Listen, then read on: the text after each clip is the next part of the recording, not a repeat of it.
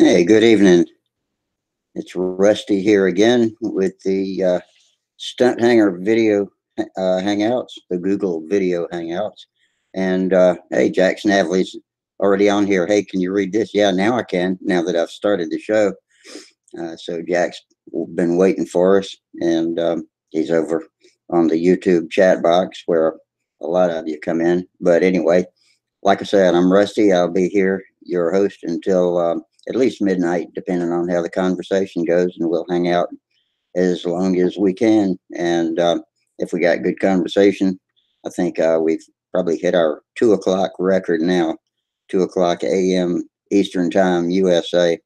We start at the same time every night, 9:40 p.m. Eastern US time, and that's on Mondays and Fridays every week, all the time. And so we talk about control line modeling. We talk about any kind of aero modeling, really.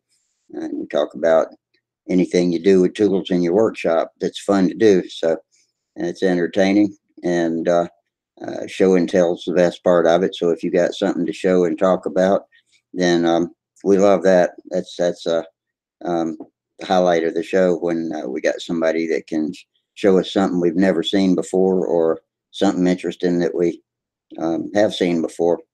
And it's lots of different things for people to do in our sport, whether it's engines or building or flying, and combinations of all the above, carrier combat, stunt, racing, all that stuff. So if you've got something you might be able to share with us, feel free to come in and chat. The links are posted on the Stunthangar Control Line forum in the At the Bench thread, and that should be easy enough to search out. It's on the main forum page. If you scroll down underneath the open forums, then it's down the list of a little ways, and it's called live streams / at the bench.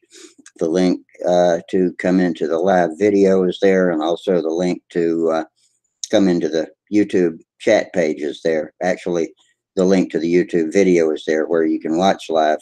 If you want to get in the chat box, you need to click on the YouTube logo in the bottom right corner of that video window, and it'll take you to the YouTube site. And that way you'll have the video and the chat box where you can text and talk. And we try to include your conversations from the text chat box over here into the video chat. Sometimes it gets going faster than I can keep up with it, but now and then I get a little bit of help from my video viewers. So we appreciate that. And for you guys that are in the chat box, we appreciate it when you will click that block $sign down at the bottom of the list. And that will give us a little bit of a donation so that we can keep the show on, keep the server fees up, keep Stunthangar running, keep the show free, and also gives me a little bit for my hobby budget. So that's always appreciated. It keeps me from having to spend any of my serious money on fun stuff. It keeps me out of trouble too. So anyway, appreciate whoever's out here. Looks like we've got a couple of viewers. Just Jack, actually. That's the only viewer I see out there right now. Hope I hadn't neglected to post any of the links. Double check. Looks like I got them all going. Let's see, the Stunthangar link. Yep, there it is. Okay, so yeah, all the links you need to get in here are up and running. Let me reposition everything, and hopefully we'll get some visitors in pretty soon. We are live at the moment. Yeah, Jack, are you still with us? To answer your question, I can read this. I'm going to try to gather together an expedition to go out, maybe to Lowe's and maybe Harbor Freight. I need to just walk around and look at some tools and see what I want to get for the spring season. I know I still want to get that chop saw. and I was in Lowe's the other day looking for something. Saturday was my son's birthday. He turned 34, and we were giving him a party. So I took him to Lowe's so that we could buy him some drill bits, because he's stocking up his own tools as he grows up now, and he needed a full set of drill bits and of different types. And so we went and looked at those. And while I was there, I wanted to get some plastic dip, which is that's the stuff you dip your tool handles in so you can grip them. And I also have a pair of needle nose pliers that I carry in my side pocket of my cargo pants, with the handles in the pocket and the needle nose sticking straight up, and I'm forever scraping myself on it. So it's for picking things up. I have a hard time bending over, so due to hip problems, and that helps me reach and pick things up off the floor that I'm forever dropping. And so if I figured if I dipped the nose of those needle nose pliers in the tool dip, that would soften it up and maybe keep me from drawing blood 3 times a day. I never can get too far from a box of Band-Aids. Hey, Gerald Wimmer's out there. Good evening, Gerald. Glad to see. And I don't see a list of how many people are watching. Usually we have a list at the bottom of this video. Everything appears to be operating as normal, but I just don't see a count of how many people are on YouTube. Gary Sinclair. Hey, Gary. And David Phelps. They're all dropping in now. Glad to see all of you guys out there. Yeah, I know some of you were considering coming in live with us. Hopefully, if you've got questions about it, ask, and ye shall receive whatever kind of advice I can give. Everybody's setup is different, whether it's computers or telephones or tablets. Everything, it always looks different when you have a different device, and depending if it's Android or Apple too.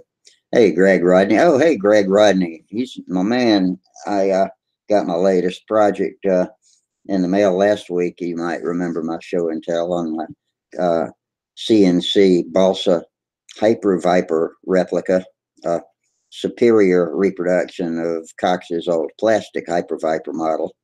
And Greg was nice enough to expedite me a kit, and appreciate that. And let's see, Gary Sinclair says he sees 8 watching. Let me make this full screen and see if I get the number watching. And I'm not seeing a number of watchers now. I wonder what's up with that. But it's obviously it's obviously working. If you can see me talking and I can see you typing, and I guess it's all good. I just don't know how many people are out there. Leonard Borel, and hello, Leonard. And VICI Online 9.8U says hello. Hello. I'll call you Vicky for short, if that's all right. And hi, Leonard. I don't think you've been in here with us before, unless I just don't remember. But anyway, we appreciate you coming in. Hopefully we'll get some video visitors with some things to talk about, and we can get some discussions going.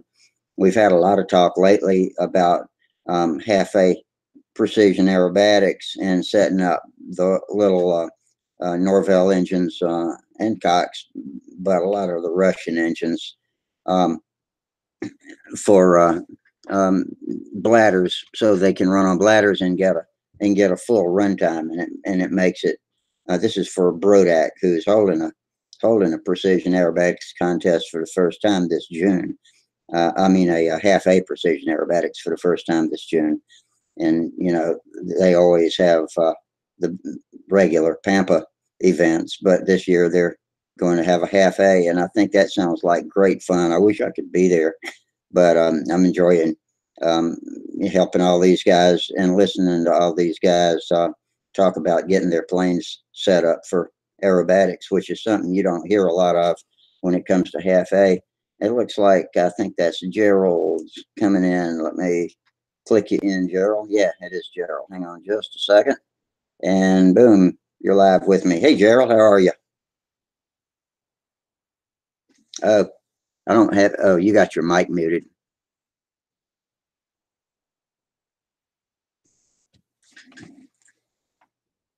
Can you hear me, Gerald? Hi, Rusty. Yeah, hey, I didn't. Sorry, I didn't have the other thing paused. I needed to get the other video feed paused. So I figured that one now, and I'm all in order again, I think. I appreciate that. So well, how are you today? Oh, good. It's a little bit hot and sticky around here. We're at the end of our summer, but that's when it normally stabilizes the weather. We had our big contest on just past on the weekend, and me and the boys flew. Lena put your nationals. Oh no, we hit our national back in January, and this was the Waikato Champs.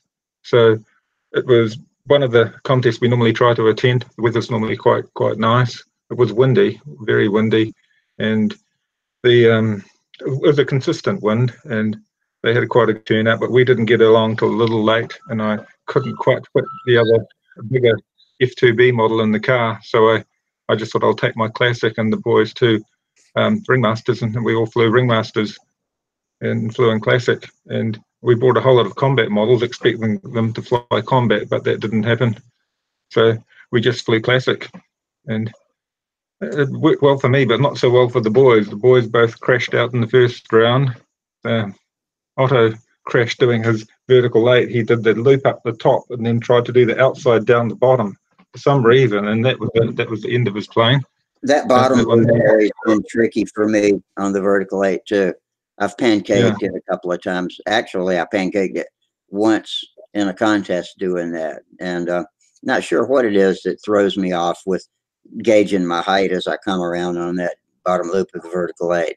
But yeah, no, he stuffed it because he did the loop at the bottom, and then he tried to do the outside beneath it, and there's no room to do that. Yeah, he'd have to have tried to do a 2-foot loop, and outside loop, but he couldn't do that. So that was the end of his ringmaster for now until I help him repair that. But and then Max decided he wanted to practice his inverted on his flight. He had done everything else he could do, and he thought, well, I'm going to fly inverted. And of course, he didn't last too long inverted because he hasn't practiced. So Max's model bit the dust and took the tail off. So he was out, but continued to fly. And I got through all 3 rounds without any incident and won the event. But it was lucky for me more than anything because there weren't that many contestants. But it was still a hard-fought win at the end. But I was happy to win Classic. Hey, you won one. You know, a week or so ago, you were bemoaning that you were falling off in your skills, but I'm glad you got another trophy on the shelf. Yeah, it was nice to. I'm not the best flyer. I'm not saying I'm the best, but it just went well for me on the day. It was really windy, and my ringmaster's got a 45 on it, so it just powers around like a hurricane. It just roars through all the maneuvers, and they said my maneuvers were too big, but they were really nice shapes. Yeah. So I basically got through it, and I was happy with that. But yeah, we've got another event coming up in a month's time, so hopefully I can enter F2B and fly that pizzazz with the LA-46. But I hadn't got the tank sorted, and I didn't want to fly it, not knowing what the tank would do, because I had like 10 laps at the end of the run that were all unsteady. So it was drawing the fuel off and drawing air or something at the end of the tank. And I thought, well, I can't fly that in competition. I need to sort it first. So hopefully I'll go back to that model and sort it in the next few weeks. See, Greg's asking if we know if they've decided on whether or not to have a electric category for the half-A stunt at Brodak. I know you probably don't. Here comes Charles. Let me let him in. He might know the answer to that. I'm thinking no, Greg. I think it's all I see for this first time. Hey, Charles, how are you? Hi, Charles. Have you got a microphone? Oh, there you go. Yeah. Hi, Hey, Charles. did you hear the question I was just referring to while you were I didn't hear getting? anything. No. Okay. Well, Greg was asking if they're having if electrics are allowed in the half A aerobatics event at Brodak. You've heard us talking about Brodak. Do you remember if they're just internal combustion only? I don't know. All Mike Wonky talked about is IC. I don't know anything about electrics. Yeah, I think that's it, right, Greg? I think it's just going to be IC this time. But anyway, let's see. We got a lot of people over on YouTube tonight. We got one guy for the first time, Leonard Borrell, first time he's joined, and let's see, Greg Rodney, the Hyper Viper maker, is on here. That's who was asking about the whether they allowed electrics, and we got VICI or VLCL online, and let's see, it says enjoy watching precision courses of any racing event, but radio control are particularly interesting to me. So, do we have any strong opinions on non-commercial drones versus planes? Yeah, that's a wide open question. A lot of us like to talk about drones, but I don't have any problem with drones. That's just if it's something fun to do it. Hey, who am I to crack on drone flyers? No. Well, if it weren't for the drone flyers, then it would probably make it harder for us to buy batteries for our electric models and propellers and things for electric models, because the drone flyers are still providing a good chunk of the market now. That's right. Even though I'm not a drone flyer myself, I respect the fact that they're helping the hobby.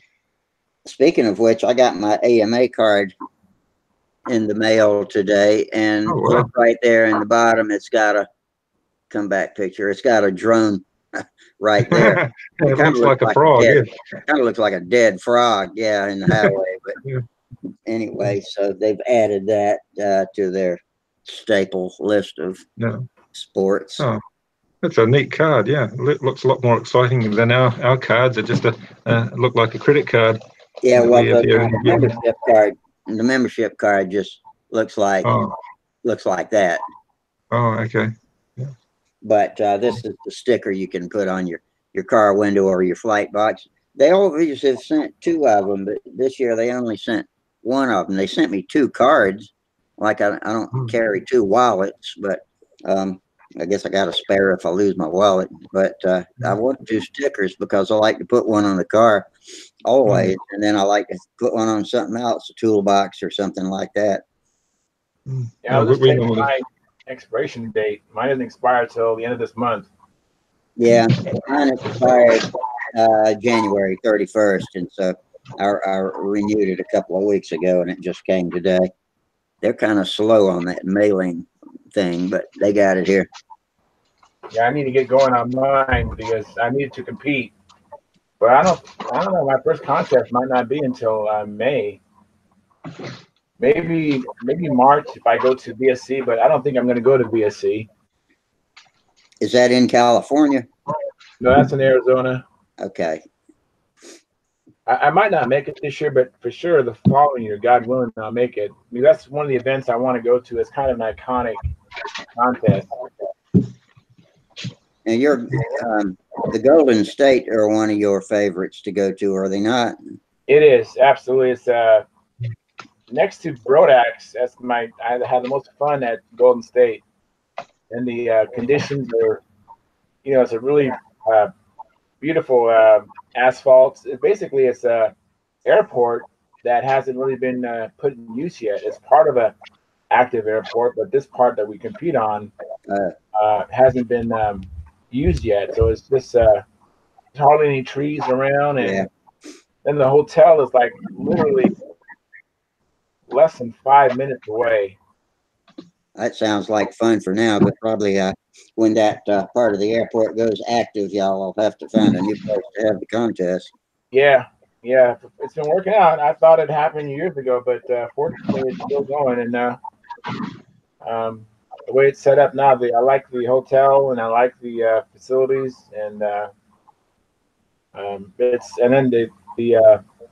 the pilots that are there. It's amazing. The quality. I mean, it's almost. I've never been to the Nats.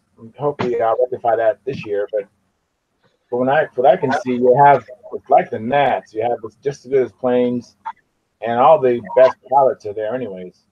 Here at Golden State, Paul Walker, Dave Fitzgerald, Chris. Oh Howard, yeah, you know, there's some serious competition Howard there. Rush. You know, I know I'm forgetting a lot of people because there's so many. It's so deep. It's unbelievably deep, the talent. Are the advanced guys more talented there than you see at other places? I really can't speak to outside of California, but definitely in California and Arizona, you're not going to find better pilots than the ones that congregate at Golden State. I mean, it's the best competition I've been against. Well, we got our answer on the half A electric at Brodak. Kevin Muckleroy said no electrics in the half A precision aerobatics. So okay. I know. Yes, it's total discrimination. Yeah. And Greg Rockney agrees. Yeah. And he chips in that he's being sarcastic, but probably really not. But he wants to save face and make sure. Oh, somebody's phone's ringing. Hey, Kevin Muckleroy, can you come in live with us? That goes for anybody else. Anybody wants to come in live and doesn't know how, let me know. And if you need some assistance, I'll help you get in. I wanted to show you. Hi, Kevin. Well, that was the sticker I was going to show you from our 70th Nationals. Oh, wow. Wow. But yeah, I've got the 71st sticker, but I can't find it. I've misplaced it because we went to the 2019 Nationals back at the start of January. But I'll find it at some point. Sticking them on all our cars. I've got a handful of stickers. I could decorate everything with them. But I heard on your last Hangouts that you said at Brodak, I think it was Mike Wonky said that they might allow Spectre line at Brodak, which would be interesting if they allowed it for all classes. Yes, But, we said. Yeah, because I'm trying to get this remit passed here in New Zealand, and it looks like it's going to be a tough job. A lot of people don't really want to move on it until the US or the FAI has moved on it and allowed Spectre. So I think a lot of people won't move until the FAI basically allows it in FAI competitions, and that might be a long way away because they're not going to move until everybody else has accepted it. So it's a slow process. Any changes like that is a slow process, whether it's electric or Spectre. People are resistant to the change. Yeah. But personally, I've liked the flexibility of being able to use the Spectre at the flying site when we've been testing it. I can't say we officially use it. We're only allowed to test it, but the dogs can walk through it and cars drive over it and people get pulled in it and it's all fine. It doesn't, you can wind it up on your handle at the end without worrying about it all curling up and getting kinked. So it's great for convenience. Even if it's just used for sport flying, it would be nice to have it legal for general use. Anyway. Got some right here. Yeah, I've been using it for quite some time now for my half A's, but I don't know if what I use is actually the legal stuff, the brand name and all, because it's not called Spectre, it's brand name Spiderwire. I'd have to read the box and see if it really falls into the right category to be legal in Quincy, but I believe that Spiderwire is a good brand. It's a US brand, and I use the I'll grab the one I've got here that I've been using, and Mike Wonky recommends. Oh, Leonard Burrell says, how do you get on live? Leonard, first of all, you need to be logged into Stunthangar control line forums. Hang on, let me let Kevin in and then I'll continue. That's stunthangar.com. And if you're, or you can tell me if you're a member of Stunthangar, and then, and if you're not, you need to join that. And let me know after you do the sign up register with your name. Make sure there's a space between your first and last name, and then you can pick an avatar name that everybody else sees, but you have to register with your real name. And then I'll let Sparky know to look out for you, and he will approve you within the next day or so when he gets a chance to. But that's control line 4. What's up, Kevin? Nothing much. Actually getting ready to go to bed, you know. But why not? Going for a while. Hey, Good to see you. Hey, Charles, you get your motor, Charles? I did. I did win that. Yeah. So it's on its way. Oh, so you did win it.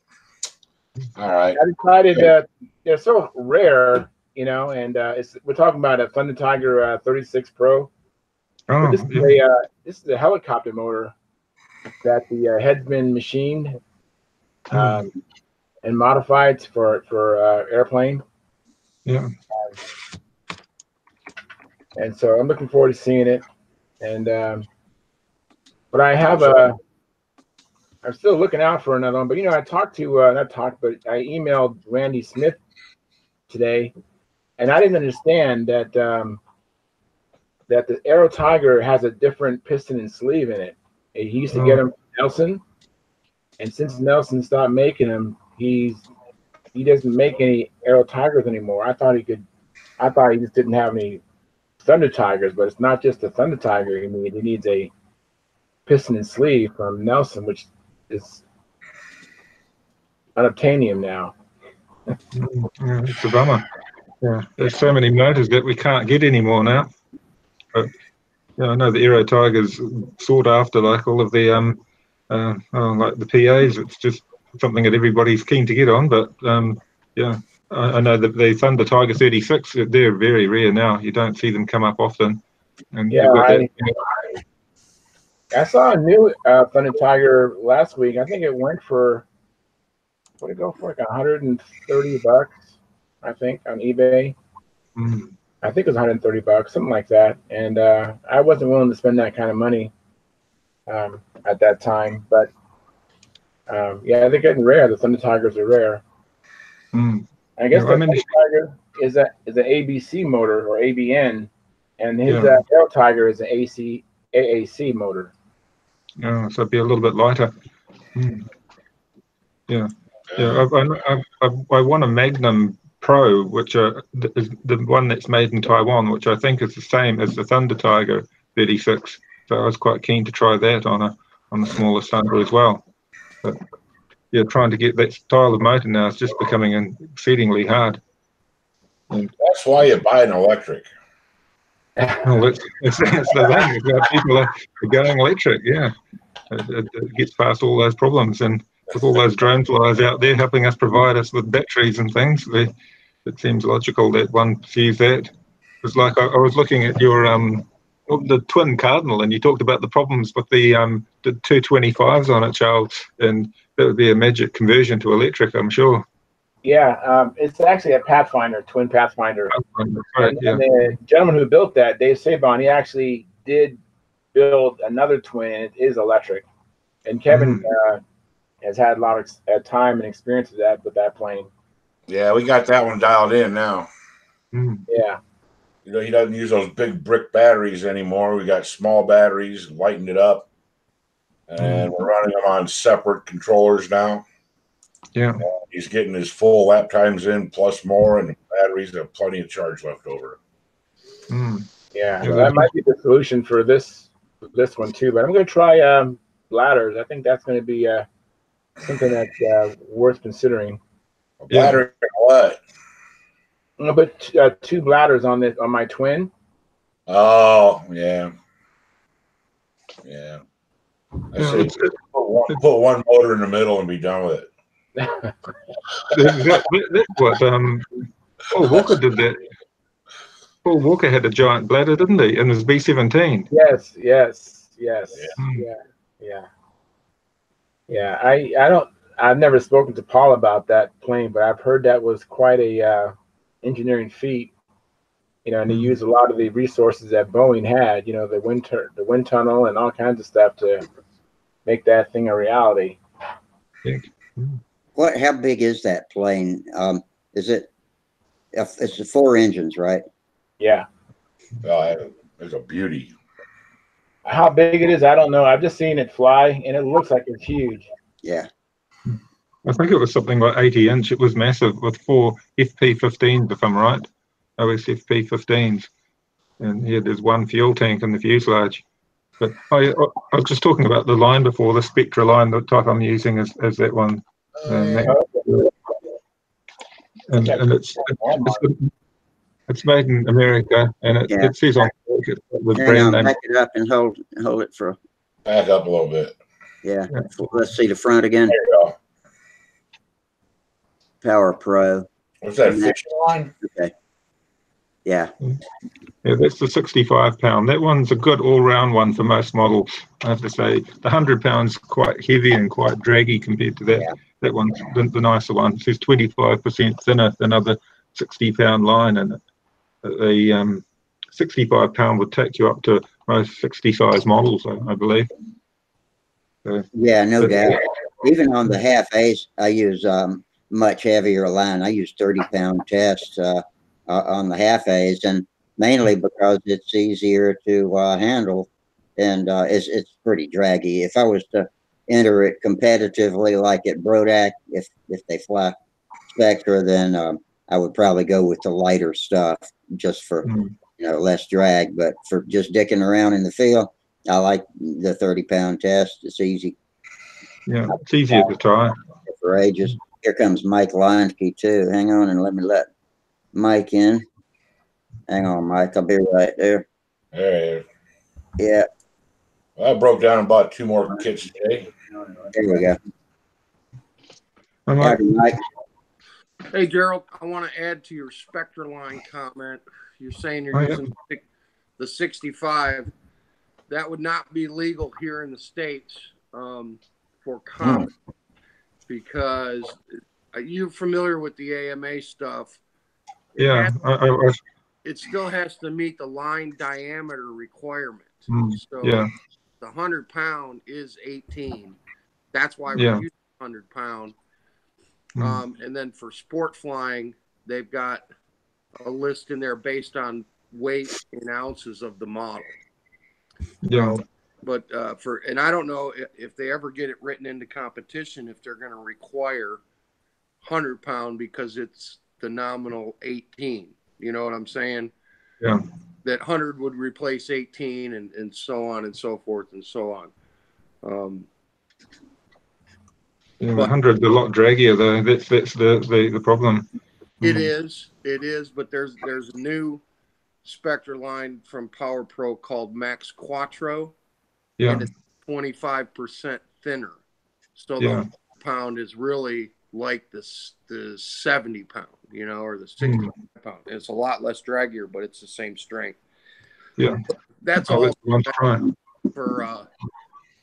in combat we've got it.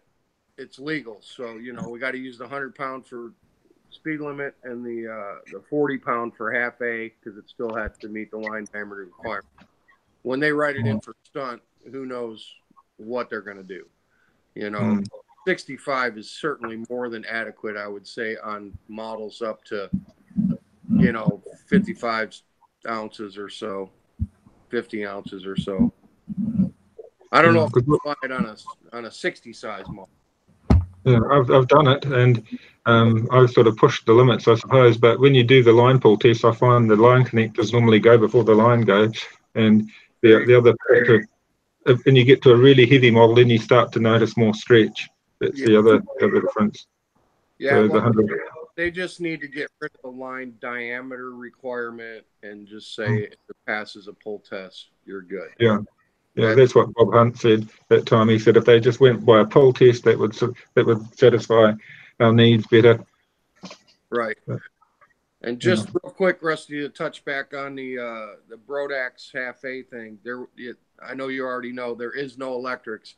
It was discussed in the thread And the general consensus was they wanted to keep it an IC event because there's really, what's an electric equivalent to a half A motor?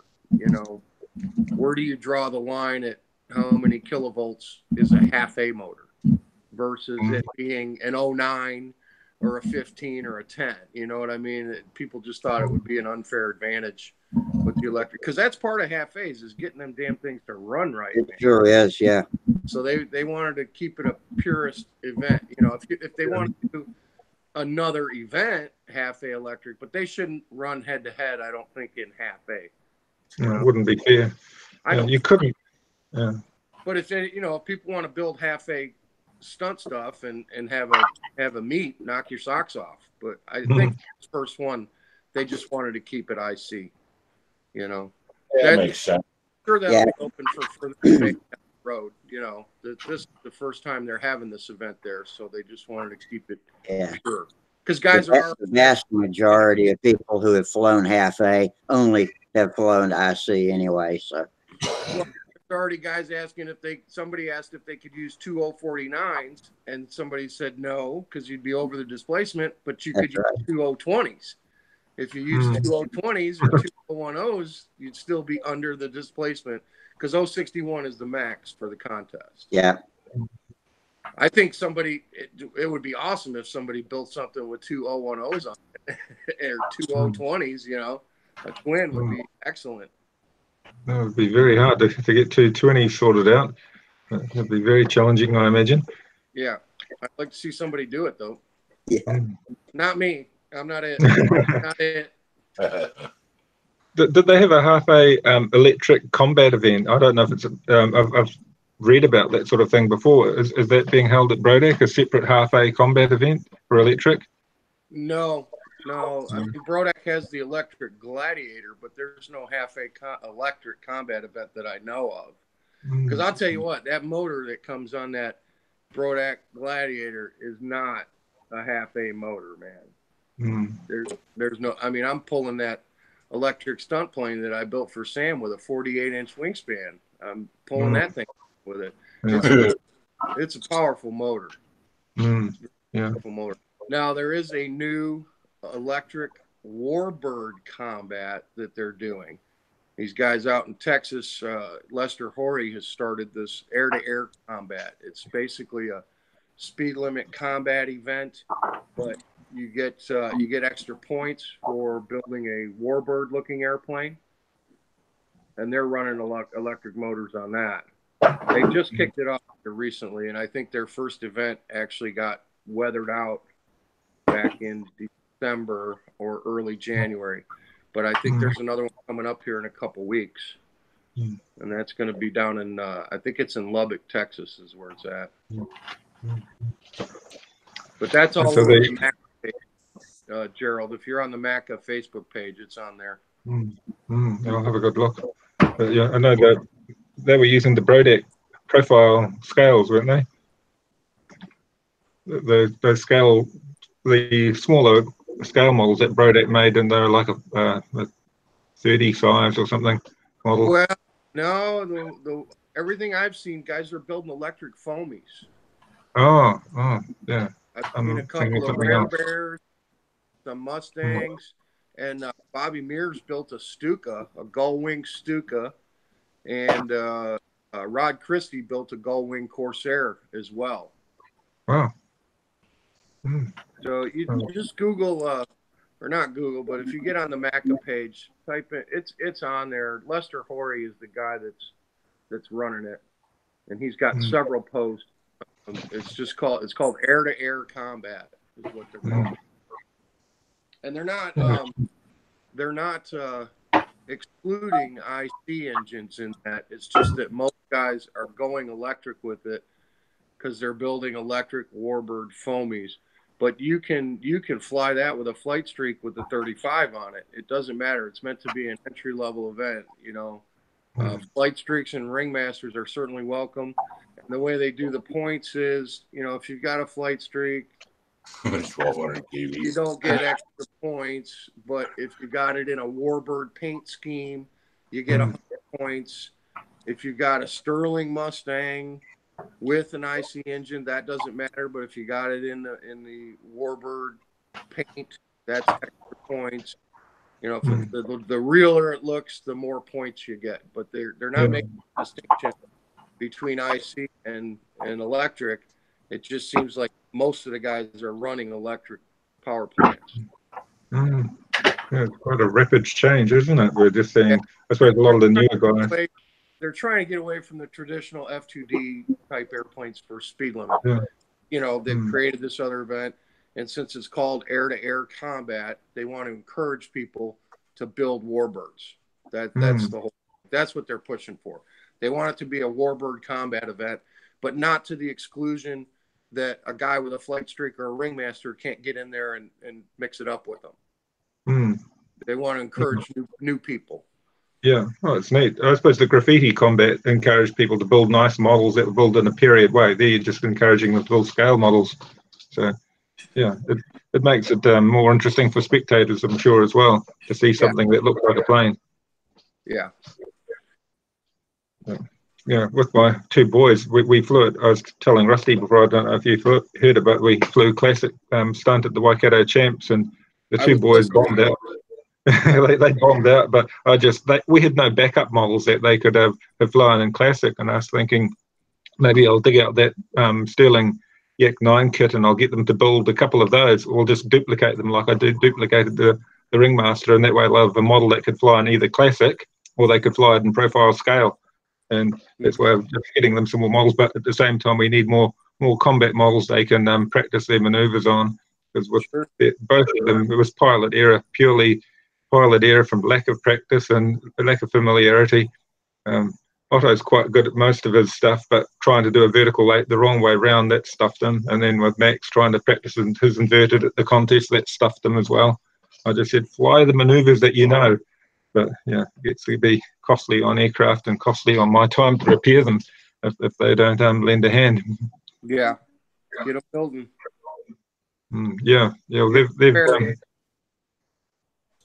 Yeah, we did some building during their holiday break, and that's how we did the Ringmasters. I got them building when they're on holiday, but when they get homework, they'd rather sit down. Like now, they're watching Star Trek Voyager, one of their favourites. And they like watching Doctor Who, and getting them building is always challenging. I don't know how you find it with Sam. Oh, hi, Bob. Here comes Bob. Hang on, let me let him in. And there you go. Hey, Bob. Hey, How you doing, Rob? Hi, guys. Good. Mike, what else we got there? Kevin. We got Gerald, and we got Charles, we got Kevin, we got Mike, and we got me and you. How you doing, guys? A slew of people over on YouTube. Thanks. I've been working for the last several days. That's why I haven't been around much.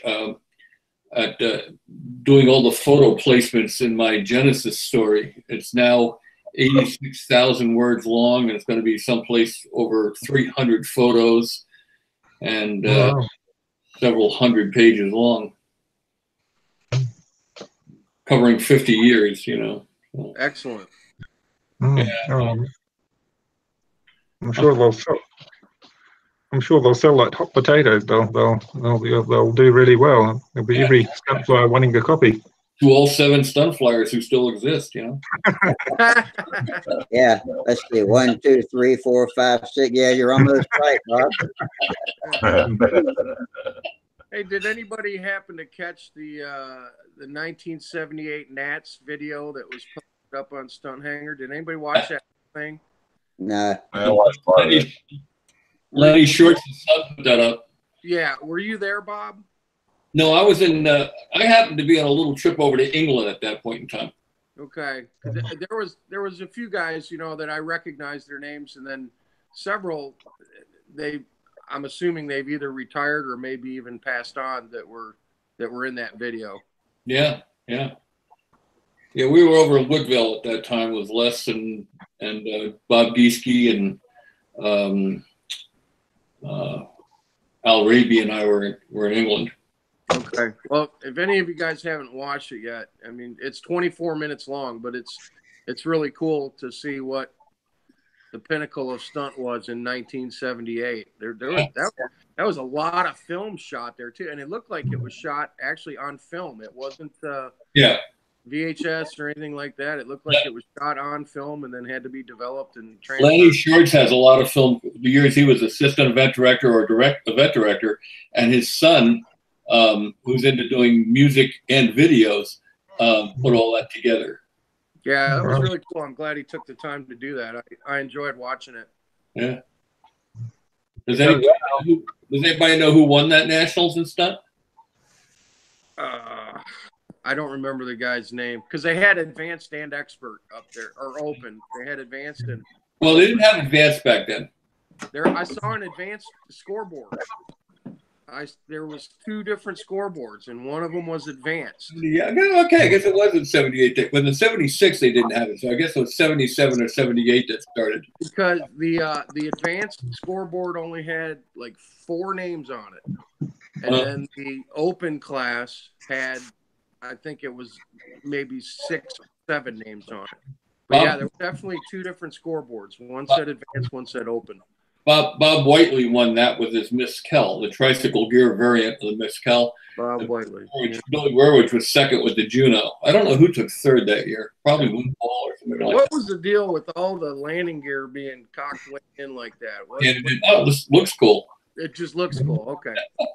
Because I was checking out the designs of the airplanes, and even though some of them were familiar to me, I didn't realize that, the gears, I'm probably exaggerating here, over-exaggerating the angle, but they seem to be towed in quite a bit.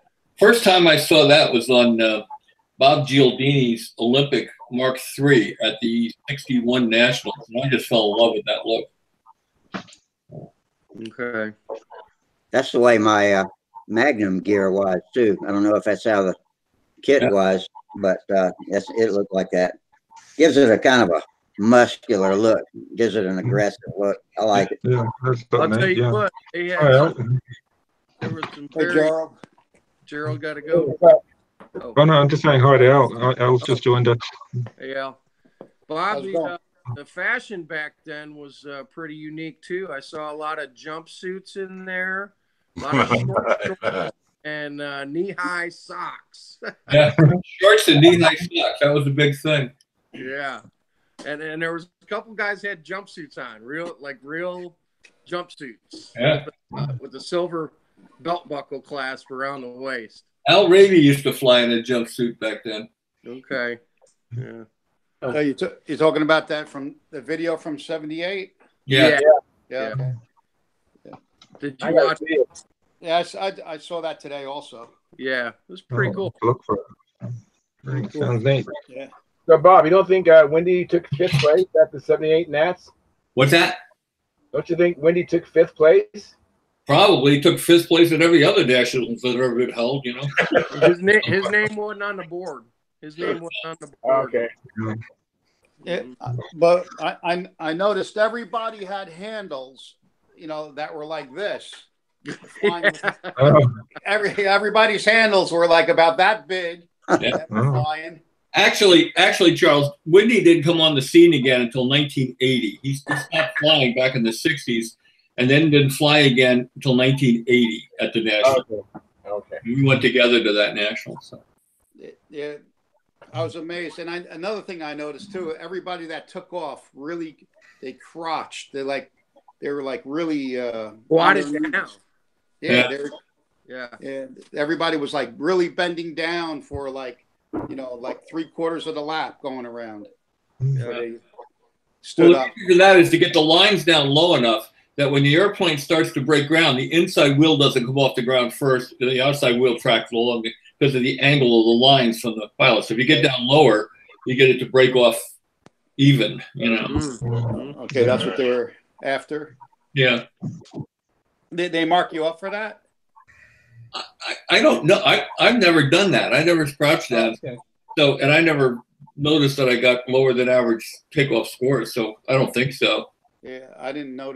I just think it made sense to some people, I know some of the guys were really tall, but yeah, it's looking at my lights. it was pretty. Pretty cool video. The one he had from '75 was pretty cool too. Mm-hmm. Is that Yeah, what? I got a question from YouTube. This says Jack Snavely says somebody ask Mike if he knows how to change the fuel line on a Norvell fuel tank mount to the control line pickup tube. I think he's talking about that built-in tank. Yeah. You know anything? You ever use those tanks, Mike? Yeah, hang on. Let me get one so we can figure out what he's asking. Okay. Actually, I flew my half-A Pathfinder Sunday, and learned some things, but the engine didn't run good. I had to, it kept on running from rich to lean, even on the bladder. So, really? Yeah. So I'm pulling out that engine, and I tried the AP, and it didn't work out really good. So I'm pulling that out, and I'm going to put a Norvell in there, and I'm in the process of redoing the Norvell Venturi. I can show you. Where the heck is it? I assume all this interest in half-A is because of the half-A control line stunt event at Rodax this year. Is that right? Yeah, Correct. we've been talking it up pretty good around here lately. Are there any rules to that event other than you have to fly a half-A engine? Any IC motor up to 061, any design, Any size, any length lines? any length lines, any size airplane, as long as the displacement doesn't go above 061, no electrics, and there will be appearance points for the airplane, but you are allowed to share a model with one other pilot, but they don't get appearance points for it. So, like, I can build my plane, get my appearance points, and then Samuel could fly it, but he doesn't get appearance points. But you can only loan it. You can only loan it to one pilot. Had a wild idea how to really ace that event, and that is to build a much larger than normal half-A airplane and put like a shuriken in it and let it spin up to about 25,000 RPM with a real flat pitch prop. It's not going to go anywhere very fast, but it will go there with a lot of authority. Right. You've missed our last couple of meetings, man. That's exactly the route I'm going. Oh, okay. I'm doing foam wing panels, much larger than normal, half-A sized airplane, and I'm going to try to run either a VA on it, maybe a hopped up AME, or even one of my Russian Profi combat motors. And I have another thought too. Are you allowed to run two 020s to make up one 04?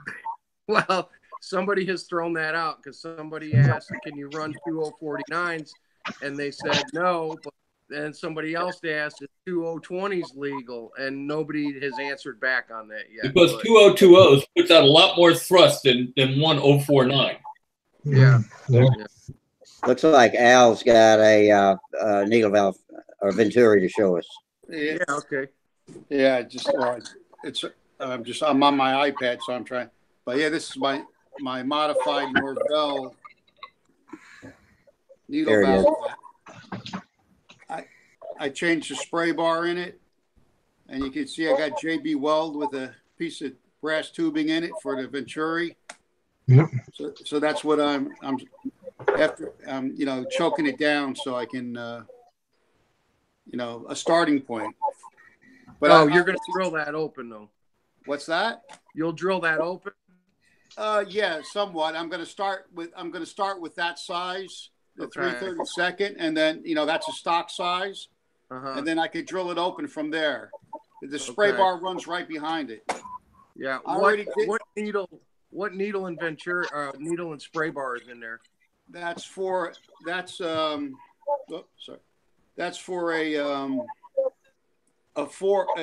a custom 401 that I got from Andrew Nadine. Oh, for like the 15s?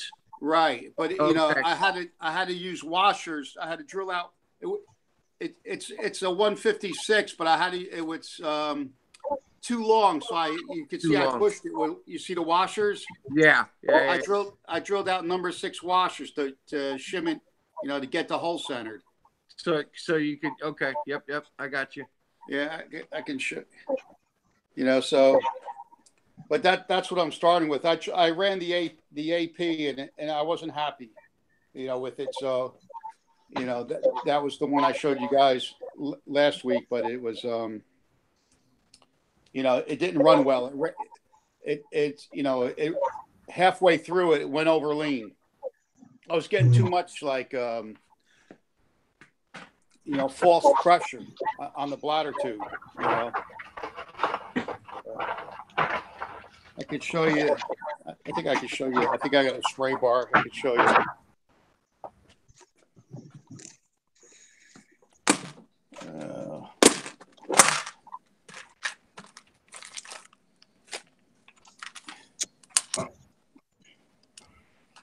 Let's see. Switch the thing around. I'm using it.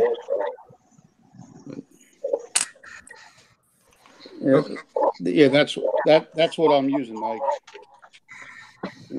It's like yeah, because I saw some of the 4 of 15 needles on Yarrow's site.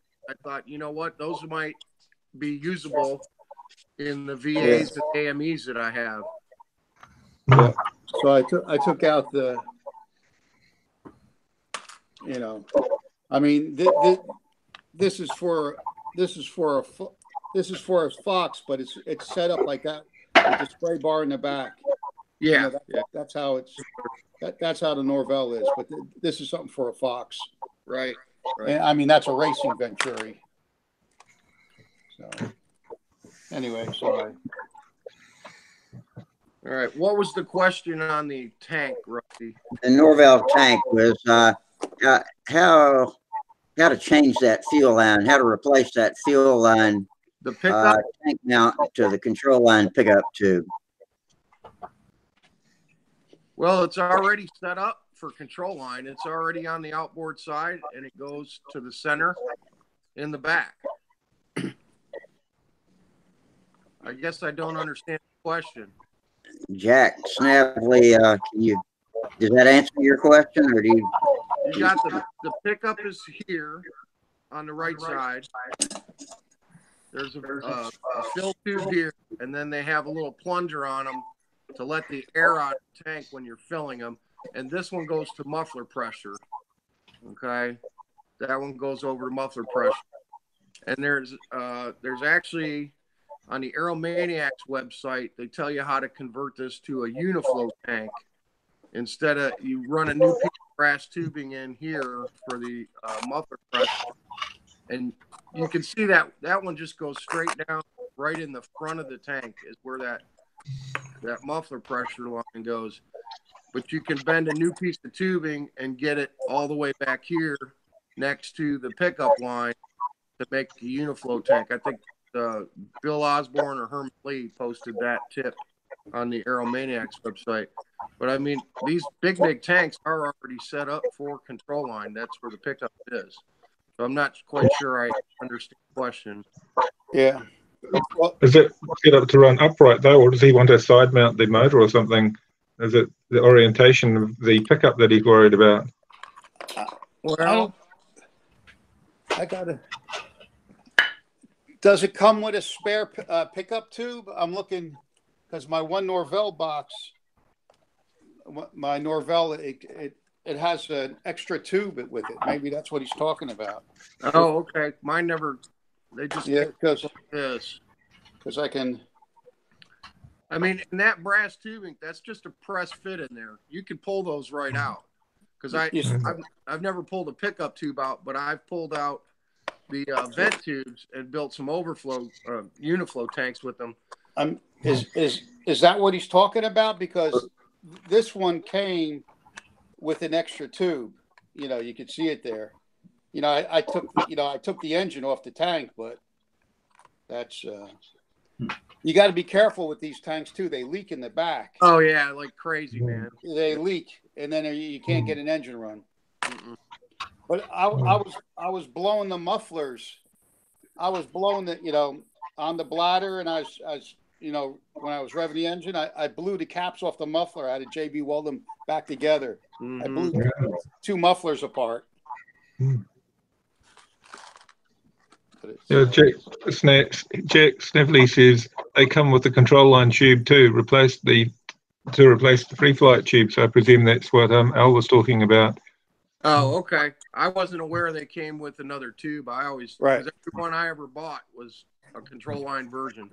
But I guess, yeah, if you were running it on a RC plane or something like that, you'd want it on the bottom in the back. But it should be pretty easy to pull that tube out and then just put whatever kind of bend you want in there and shove it back in there with some JB weld. He says, yeah, that's what he wanted to know. Okay. Okay. We got another question, too, from Tim Redelman. He says, hey, do you guys know how much thrust a PA 65 or 75 makes in a given installation? Bob, any ideas? Me? Yeah. I haven't flown a glow engine since 2005, so I have no idea. No. I actually had the same question about Nelson 36s. Al, do you know how much thrust a Nelson puts out with just a typical fast prop? Shit, I don't know. A lot. Well, I mean, is it 2 pounds? Is it 6 pounds? Oh, I don't know. I never. I'm trying to equate it to, like, I know my pulse jets put out 4 pounds of thrust. Right. You're looking for power to weight ratio, right? Well, yeah. No, I never. I'm looking for my pulse jet design. I want to know how big of an airplane I need to build, because if a Nelson puts out less than 4 pounds or more than 4 pounds, then I'll be able to kind of base my design. Where is it? Well, I can tell you this much, that the Dynajet will be adequate power for the SV11 you have. Or SV11. Al's got a Nelson up in front of us now. Yeah. That looks pretty nice. And by the way, in case you're interested, I have some really nice 8,000 medical grade polished annealed stainless steel lines for half A's. I bought like 10,000 feet of it when I decided some years ago to get into half A, and then never did. Oh, wow. This beautiful, beautiful line. You got to be real careful with it. You got to clean it every flight, but the stuff is like, real slippery. Oh, yeah, that's the Mark 7. Wow. Mike, did you see the video where we flew the Mark 7 against the Nelson? I did. It looked pretty good. Yeah, I mean, it took the Nelson had the advantage because I pre-ran it, to get the needle setting on it. Mm-hmm. And, I set that all up. That's why you see him fire up and let it go. And I should have, because that was, I forget his name. Somebody lent us the plane. And so my plane, wasn't, we knew how to fly. I let Roy fly it because I was setting the engines up. So Roy knew my plane already. So I didn't pre-run it. And then that was a mistake because I had after oil in it and stuff like that. And it took like about 4 laps before it came on, and warmed up and went. But the Nelson was already going. But, like you could see halfway through the match, they were pretty even Steven, Yeah. I mean, a Fox is a Mark 7's 90-95% of a Nelson, especially if you've done a little work to them. Yeah. That Mark 7 is just running a conventional glow plug. It's not running a Nelson plug. Regular, it's just running a regular little plug. And so I was really pleased. I mean, that was an experiment. I was dying to see what it would do up against the baddest engine of them all. Yeah, well, I mean, that's what Breezy still flies Mark 7s in fast combat. Yeah, that's all he has. And you see the 4s are finally out. That was my next question. I was going to ask you, what do you think the consensus is going to be on the 436? I mean, I seen them go, and they go good, but I don't think the one I saw won't go compete with the Nelson or my Mark 7. Yeah, but I mean, it's a cool engine, and guys use them. They had to run more nitro in them and less prop or something. But that has a smaller crankshaft, internal crankshaft than than the Mark 7 has. I mean, well, the price or the Nelson. They're $100 cheaper than a new Nelson. Yeah, when you load it up with new bearings and everything. But I don't know if you ever saw the crankshaft in the Nelson. Let's see. I got to flip around. Here's. Come on, turn around. Camera. This is a Nelson crankshaft. Look at the size of this thing. It's huge. Absolutely massive. Yeah, and the Mark 7 has the same crankshaft. You know, but except it's longer. Boy, that's a heavy duty crankshaft, isn't it? Yeah, it's huge. Look at it. I mean, let me see if I can. Oh, what do I got around here? I mean, Charles, I apologize about your microphone, but I just mute it when you're moving stuff around so it doesn't keep grabbing the picture around. Yeah, that's it compared to a Fox 25 BB. Wow. And Nelson versus a Fox 25. You know, it's huge. You know. That's why those things run so good. I mean, here's my. See y'all. Okay. Good night. See you later, Kevin. Take it easy. Good night. Hey, Al, here's one I got back. I sold this on eBay. Okay. A box of junk Nelson parts. I had bought a few Nelsons from Mac Henry, and he gave me a bunch of junk. There was a case and a few pistons, and a crankshaft, and all this stuff was taken apart. There were some heads, and I just sold it as a Nelson parts lot, not running. Well, Bob Whitney down in Florida ended up with this box of parts. And when we were at Brodax last year, he cleaned everything up and put new bearings in it and assembled an engine out of it. And I bought it back from him for what I sold it for on eBay. Really? What's that got? JV Weld on it? Well, yeah, this was one of Mac's old slow motors. So, you know, the intakes always get broken on the slow motors because they run the Venturi on them. And the first time you crash them, they break the intake. So, yeah, he made a Venturi and then stuck it in there and JB welded it. Right. Like I said, this was all junk parts motor. And yeah, see, I got this. I used this. That's my. You know, I have it set up with the same Venturi. Yeah. That's. You know, that's a different one, but yeah, it's. But I figured since it was a slow motor already. Yep. And Sam's got like 10 slows of Mac Henry's. We're going to throw one of these on there. And Sam will have slow combat engine to fly on his slow planes when we go to Detroit. Because they fly real old slow combat. They're Nelsons with, you know, 90s style slow combat airplanes. Yeah, well, that's not going to be a slow motor, but we got a comment about the thrust. Let me throw this one out. David Phelps says we used to figure 1 pound of thrust per 0.1 cubic inch. So a 40 put out 4 pounds, a 60 put out 6 pounds. Interesting. Yeah, but a Nelson's a whole nother animal, man. I don't think you can equate that. I just say, just to show you.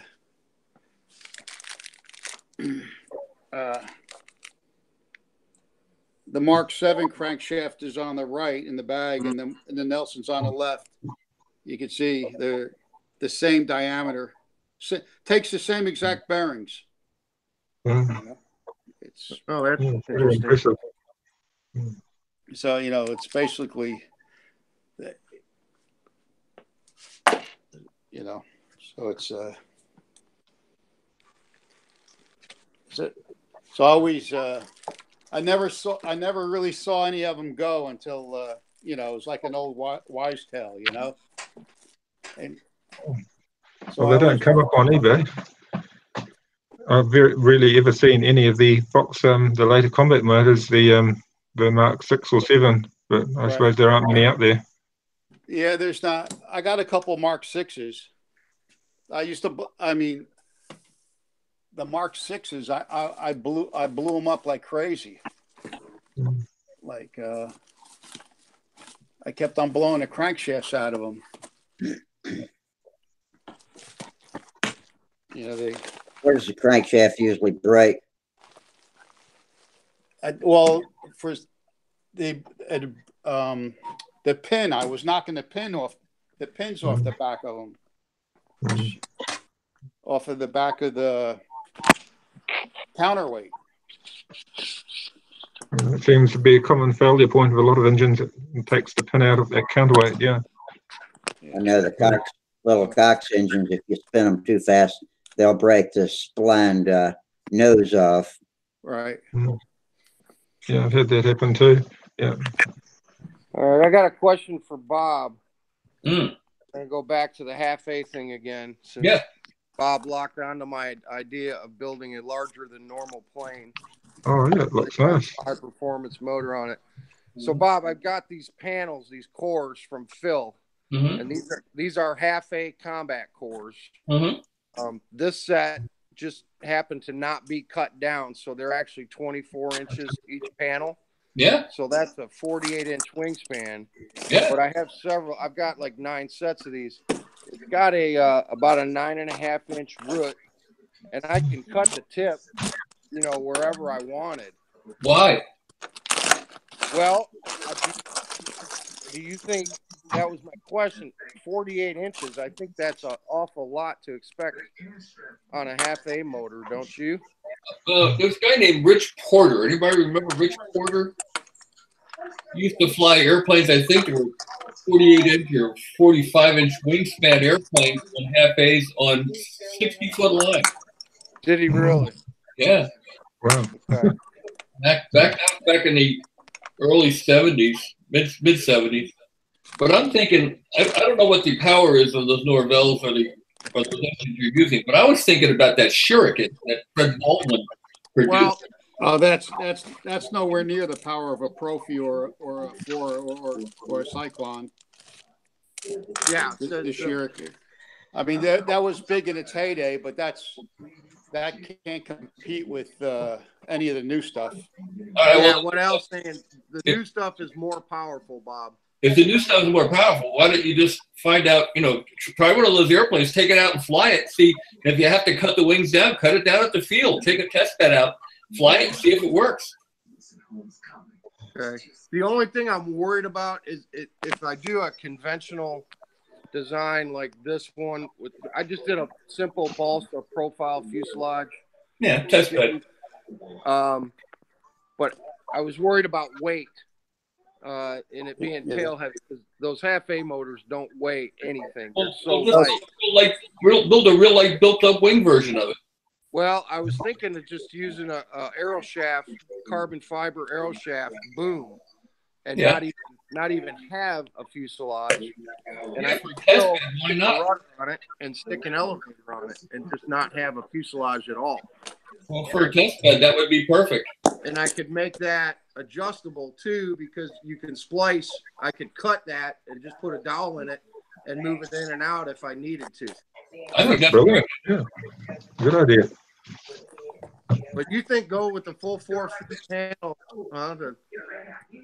Well, I don't know what the power of those engines is. I was just kind of like blue sky in my head here, trying to figure out how to get better performance out of it. The bigger airplane is going to fly better. Bigger plane is going to fly better. That was my thinking too. And then just overpower the shit out of it with a high performance Russian motor on a bladder. Can you still find decent TD020? Yeah, they come up on eBay from time to time. I'm thinking 2020s and a little twin. Of course you are. A little 020 Crossfire. I'll tell you what, Bob, you build it and ship it to me, and I'll fly it at Brodak. We can work something out. Yeah. But I'm thinking about a molded fuselage at a 132nd, and really making a light built up, real clean looking little airplane. That would be kind of neat. Yeah. Isn't there a hot little 03, a G mark or something 03, where you could use a pair of them closer to the 06 displacement limit? Yeah. There's my collection of broken Mark 6 crankshafts. Oh, heck, shakes. It looks expensive. I would Painful. knock the pin right off them. Ah, heck. You know? Minnesota Mike just joined us. And then, you know, this right. again, the Mark 6 has a pretty big crankshaft, but you could see that compared to compared to the Nelson. And that's a half-inch crank. That's for a Fox 40. This one, I broke the back end off it. But that's, you could see that. But yeah, and that's only running 10% nitro. I blew them all up. Jeez. And then that's the difference. That's a Pico. And then this is that's the 4.5A. Is the Pico got a Larry Driscoll needle valve on it? No, it has the Doug Garbroth setup. Are there 03s available? 03s? Yeah. 030s? I've never heard of one. That's my Profi. And those who have lands resource to maintain their Somebody got a TV on in the background. Love the Profi. Yeah. You could see that's the prop that I had to run on that to keep it, that's tiny. Well, you had that engine has to spin. Yeah, you were mentioning an 03. Who makes an 03? I know G-Mark did, but that's a while back. I don't know what's current. It's the whole thing. It's around and then it's gone. I remember seeing something recently with an 03 for sale, but I can't remember if it's the G-Mark 03 from Japan or something else. Come on, Bob. Build the 6010s. Oh, Why stop there? That's a good idea. A little B-36 stunner. Yeah, 6010s right there. You got. Or you could use 3 TD020s. Actually, that's the other option. That's what I was thinking before. 2 TD020s and a little twin. That'd be perfect. You'll do it like a Fokker tri-motor and just put a third one in the middle. And then you're still under your 60, under your 06. Well, that's true. That's an 010 that flies on. It has no control. You fly it and you use English, like you use your body to make it go up and down to fly it. That's what John Ross and I flew that together many a times with that the TD010. How long are the lines, Al? They're only like 20 feet. 20 feet. But you have to, when it starts, starts flying high and going low, you have to use like English to control it. You only use one line. Who's got a TV on? There's no elevator in the back. You just fly it. Thing's pretty quick. It runs good.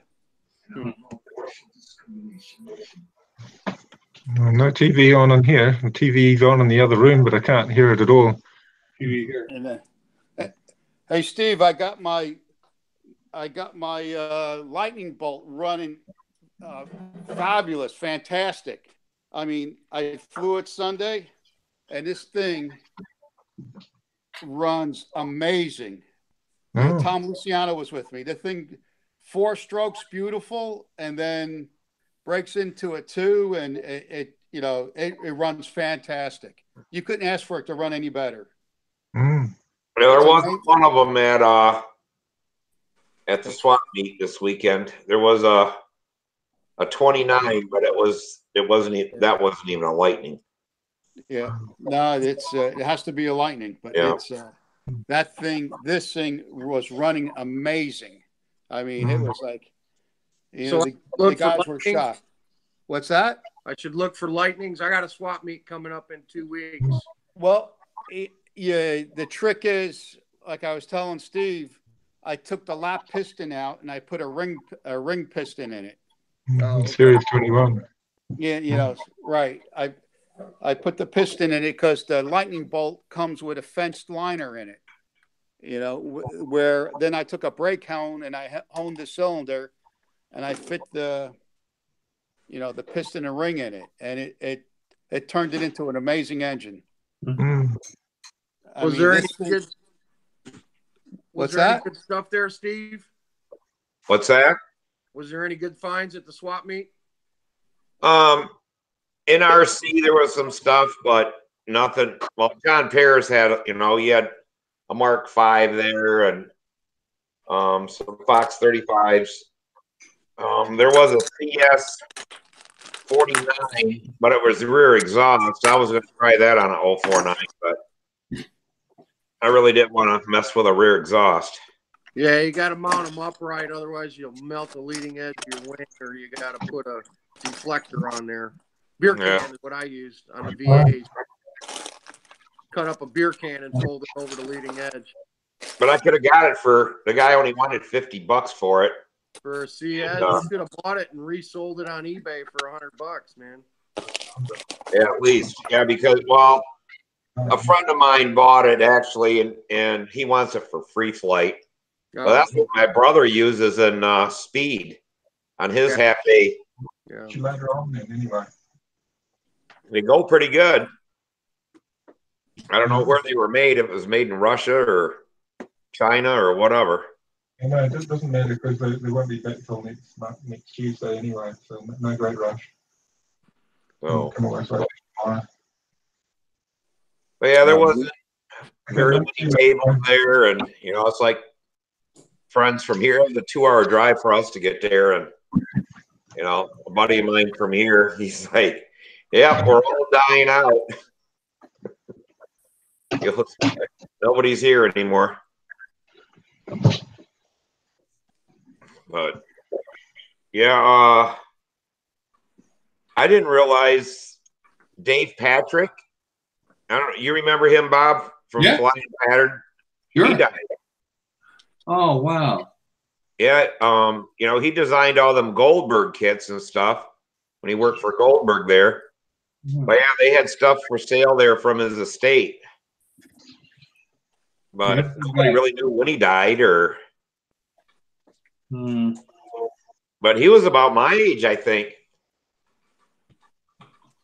He was a good guy. I liked Dave. Yep.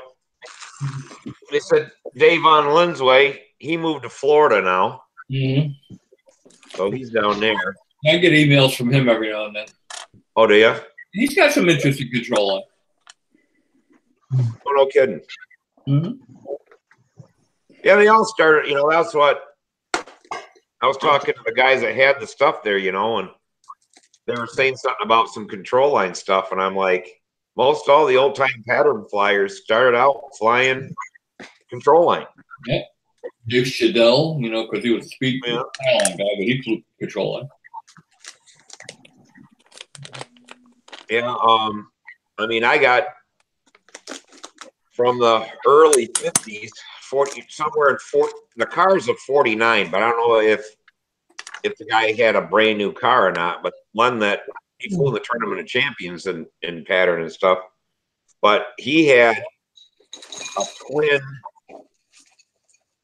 I don't know. It was some like almost like a scale looking airplane, painted like a scale looking airplane, but with twin Fox 15s on it. And that's what he was flying in control line stunt. But as radios and stuff came down in price, a lot of these guys went flying, you know, pattern. It was the closest thing to stunt. YouTuber Leonard Burrell said he flew nothing but McCoys on Ringmaster weekend. He said they were great. Loved the sound. I was gone getting coffee when he posted that. So.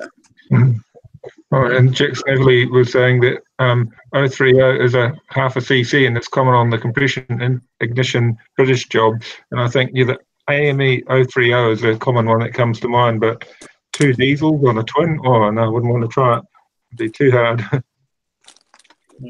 You could swing a big prop. You could have a big prop on it, but sure. it would be hard. I didn't think about I got a half-A diesel. I didn't think about that. Have you ever run it? No, yeah, I've run it on a bench. That might be good for half-A stunt event. You can get it started. Yeah. Fish fuel. Lots of ether. Now, the only thing about building a bigger airplane for a half-A is, you got to pray for pretty decent conditions. What you got there, Al? So, Mike, this is the Nelson 36 piston. That's a big bore short stroke, and this is the Mark 7 piston. Long stroke. Yeah, it's a long.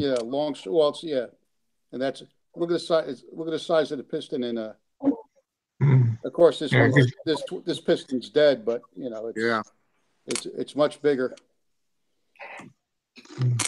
Yeah, Fox normally went for longer stroke, especially on the 60s. They had that thing for a longer stroke or a square engine, same bore and stroke. Right. Yeah. The Nelson 36 has the same stroke as the Fox 25. Oh, yeah, it's a huge difference. Well, people don't realize that Duke made his 60 at under square, a long stroke, and everybody said, "Oh, it wasn't no good" and all that kind of stuff. And then Webra, OS, OPS, everybody came out with one because nobody could fly. Especially when it went to turnaround, they couldn't turn that big. They couldn't turn a big enough prop with a over square. So they went with they all went with under square motors. Yeah, Duke was big on that a long time before anyone else came out with it. Yeah, I suppose the only problem with the longer stroke is you're swinging more momentum build up. I think in the longer stroke, it's harder to turn the same revs with a longer stroke. Right. Yeah, you turn a bigger prop with less RPM.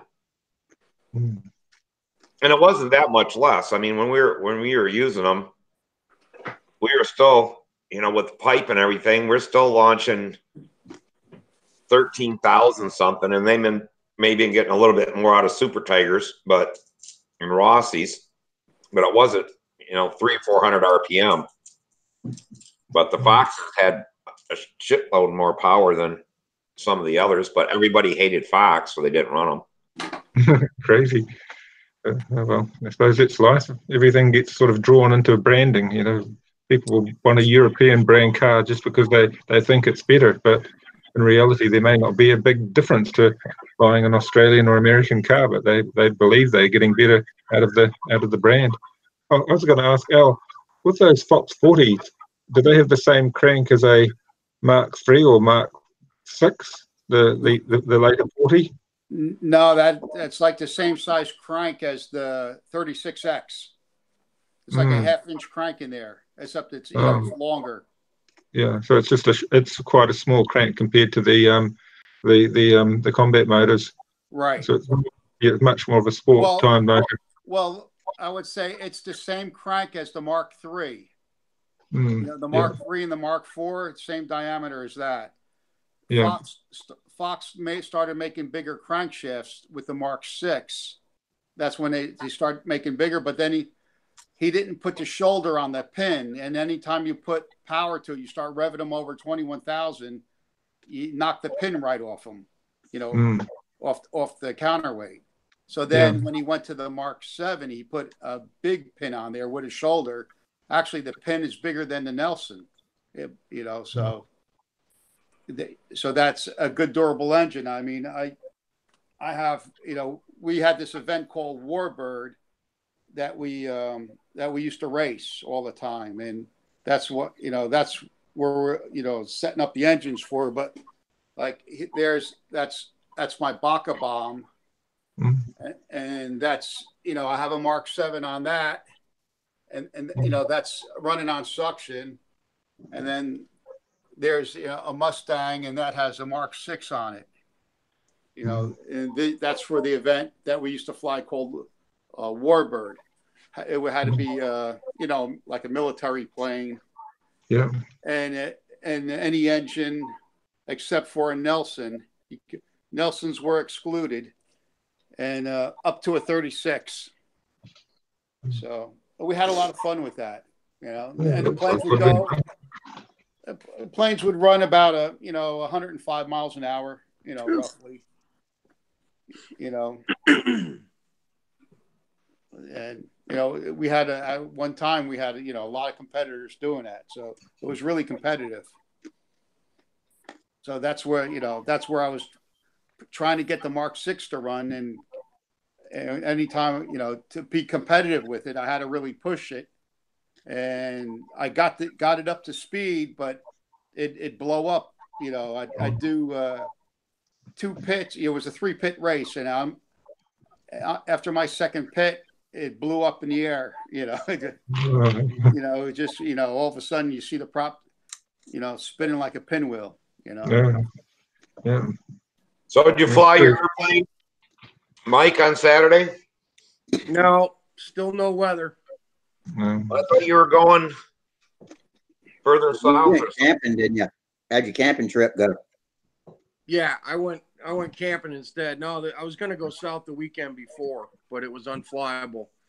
And it wasn't flyable this weekend for me. I did a guys camping trip. All the dads get away for one weekend during the winter. We go out to my buddy's property, and he's got 6 acres on a river. We go down there and race dirt bikes and mini bikes and shoot guns and raise hell and do a little fishing, a little skeet shooting, throw axes.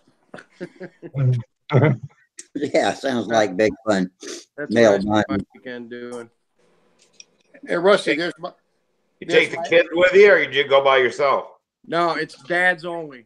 No wives, no kids. That's my Hefe graveyard. Oh yeah. Looks like the trash can at a combat contest. Yeah. Yeah. And that's not even. That's only the ones that I figure I could save this. If I wanted to start piecing them together, I must have went through probably 25 planes. Halfway. There's a lot of down there 049 with a throttle. John Skukulek just came and joined us. He says he's wondering if anyone's familiar with Walt Musiano's original Challenger. Sure. I have one. It's just about built. I think we were talking about that the other night. What's the triplane up there on the wall, Al? The little red one. Oh, that doesn't fly. That's never flew it. It's just. Is that a Fokker DR1? What's that? Is that a Fokker DR1? Yeah, I don't know what the heck it is. Bad with names, but it's got a little golden bee in it. Oh, it looks neat. You never flew it? No, never flew it. Did you build it or did you acquire it? My friend built it, Bob Lambert.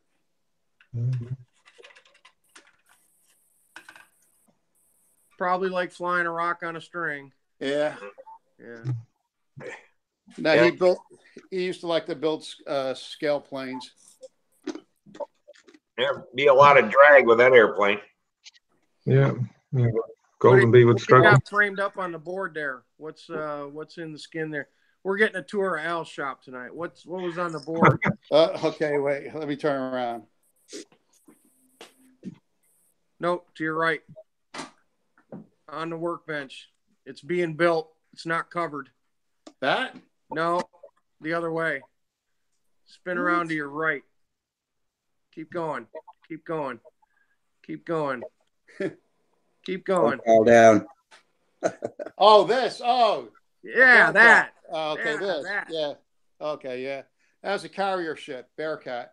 Oh. Okay. Yeah. It started out as a carrier ship, then I almost turned it to a warbird, and then it'll be back to a carrier ship again. Okay. Yeah. Now that's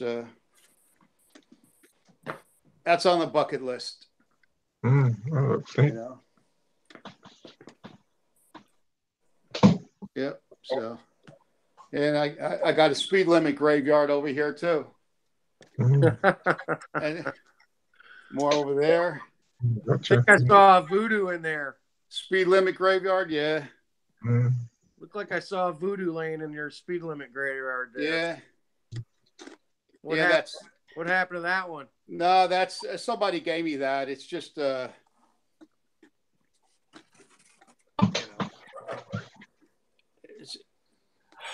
it's just an older plane. Oh, it just needs a little TLC. Yeah, I mean, I got one, or that's in case, I got one there, and then there's my Super Satan. Yeah, I know that one. You see that? I got Larry's to sign it. Yeah, that's cool. Yeah, that's and this is that's an AMA slow rat. That's a cool plane. Yeah, it looks really nice. Yeah. And then there's my other lightning bolt on a Hornet.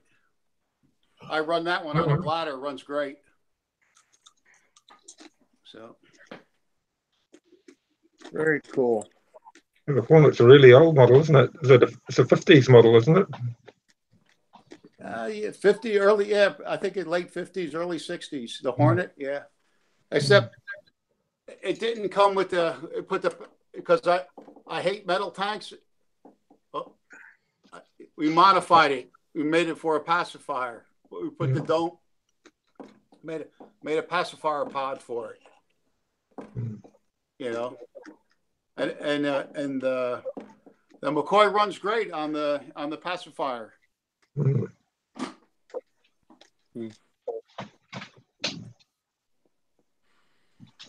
So anyway. All right, thanks for the tour. Yeah, I like seeing other people's stuff, man, for sure. What's that? I like seeing other people's stuff. Oh yeah, yeah. I got a collection. I got the same disease, a hoarder disease. Part of aeromodeling, that one. Yeah. You catch it when you start building. I mean, I just get involved with so many different events. We were involved in racing, and then in combat. I always loved combat and racing, and then now I'm doing the stunt thing. So, Bob, where do you keep your airplanes at? You're in your guitar room there. We've never seen. Oh, it's in my office here. I keep the stuff downstairs. Unfortunately, I don't have a computer down there, so. Oh, you're on a desktop. Yeah, I'm on a Mac desktop. What kind of phone do you have? Huh? What kind of phone do you have? Phone? Phone, yeah. AT&T. Oh, you mean a telephone? Oh, I don't have a cell phone. I have a. Oh, okay. I was going to say if you had. You don't have a cell phone? I have a flip phone, and I use it just for emergencies when I go someplace in case I break down. I'm old-fashioned. I got through 71 years without one of them things. I don't need one now. I hear you. You can program your electric stunt plane with that. Don't need to. You can change it during the flight. You can do that without a phone, actually. Yeah. Well, I was going to ask, with that question about the Challenger, Steve said that you had built a Challenger, or you were building a Challenger. Was that the Brodak one, Steve, or the original? No, it was the original.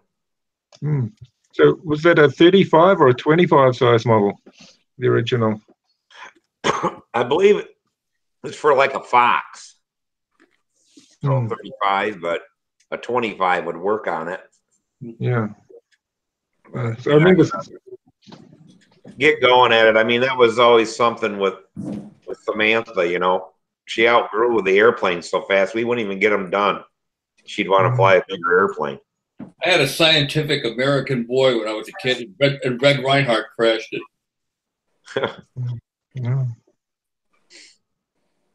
Right. Well, Why do I know that name? Is he the guy that designed the Diablo? El Diablo, the Galloping Comedian, the stunt wing, whole bunch of airplanes. Okay. Roger Dodger, and a whole bunch of airplanes. Roger Dodger. And he's Wow, saying he worked for my dad for over 30 years. Oh wow. He used to live at our house. He used to live down in Doylestown, and we were up in North Jersey. He worked for my dad, so he'd come up on a Monday, and he'd bring his suitcase, and he'd stay over till Thursday night. Then he'd go home Thursday night, stay over the weekend, or Friday night, and then come back again the next week. So what we used to do is go fishing a lot. But one night we went flying, and he hadn't flown in a long time. And he flew my Red Nobler, my first really good-looking airplane, and he crashed it. Oh. Wow. He felt awful about it. So many years later, I had just gotten a new Norton Dunstall Commando, and I went down to my brother's house, and he and Red were dirt bike riding. So we went down to Red's place, and he had this scrambles track, and he had a Victor 441 BSA. So he goes to me, he says, "Hey, you want to try it?" I said, "Yeah, sure." Well, the Victor had a 1 down, 3 up pattern on the left, and the Norton had a 1 down, 1 up, 3 down pattern on the right. On the right. I blasted through the woods on this Victor 441, and I lost track of where I was. And next thing I know, I'm upside down flying through the air, and the Victor is bounding off through the woods and hit a tree. It totals the bike. Red comes up to me. He says, "Are you all right?" I said, "Yeah, I'm fine." And he starts laughing. I said, "What are you laughing at? I just totaled your bike." He says, "Yeah, now we're even." True story. Wow. That's a good one. I got a Norton Commando 750, and I've tried to ride it a few times. You got to use your head, man. Yeah. You know. Yeah, the Trigonic tire on it and everything. Yeah, it's original. It was his dad's, man. His dad got it in Southern California back in the '60s, and it's a beast, man. Yeah. The feather bed frame. Remember that? Oh yeah, that was the Atlas, I think. Yeah. The Atlas. Norton and their feather bed frame. But they had the isolastic construction on the Commando. Let's see if I can find a picture of it here.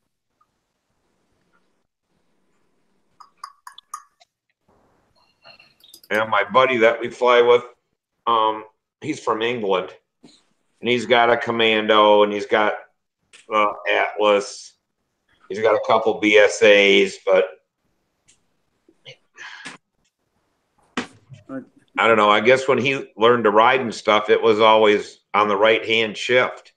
So it took him time to learn how to ride a bike that was, or not right hand, right foot. Right to go foot. to left foot shifting. Yeah, it was great for drag racing though, because you could just slam down on when you go to shift gears. It was great, Yeah. Well, hey Bob, Schaefer races those things, the BSAs on. Oh yeah. Oh, I used to ride with Schaefer a little bit. Yeah, he goes up to all the tracks. He runs the mile. Yeah. He held the record for a couple of years. The Wow. speed, and he's putting nitrous through him. He was supercharging them, and he has YouTube videos of him on dyno testing him. See if I can get this to. Oh yeah.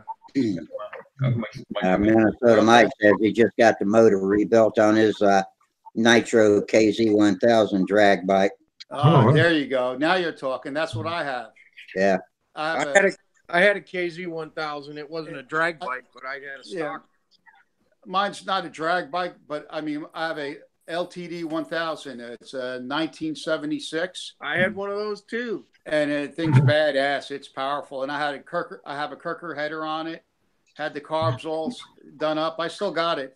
I had the LTD and the KZ, both of them. GS 1100 EZ. Oh, gee, yeah. That's the only bike, the GS 1100, that I lost a race to, and it was only by like a half a bike length. A guy was riding it, but yeah, it's it passed. Because I miss my Hayabusa. Yeah, but that's the only bike when that GS 1100 came out. Do you remember the GS 450? What's it? The Suzuki GS 450, 1985. Right. So I'm going to tell you a story. I bought one of those when I was stationed in Virginia Beach, Virginia in the Navy. I was 18 years old.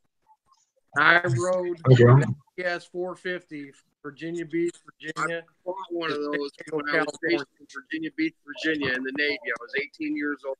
Whoa. I rode the GS 450, Virginia Beach, Virginia. One of those when I was stationed in Virginia Beach. We're in some kind of loop.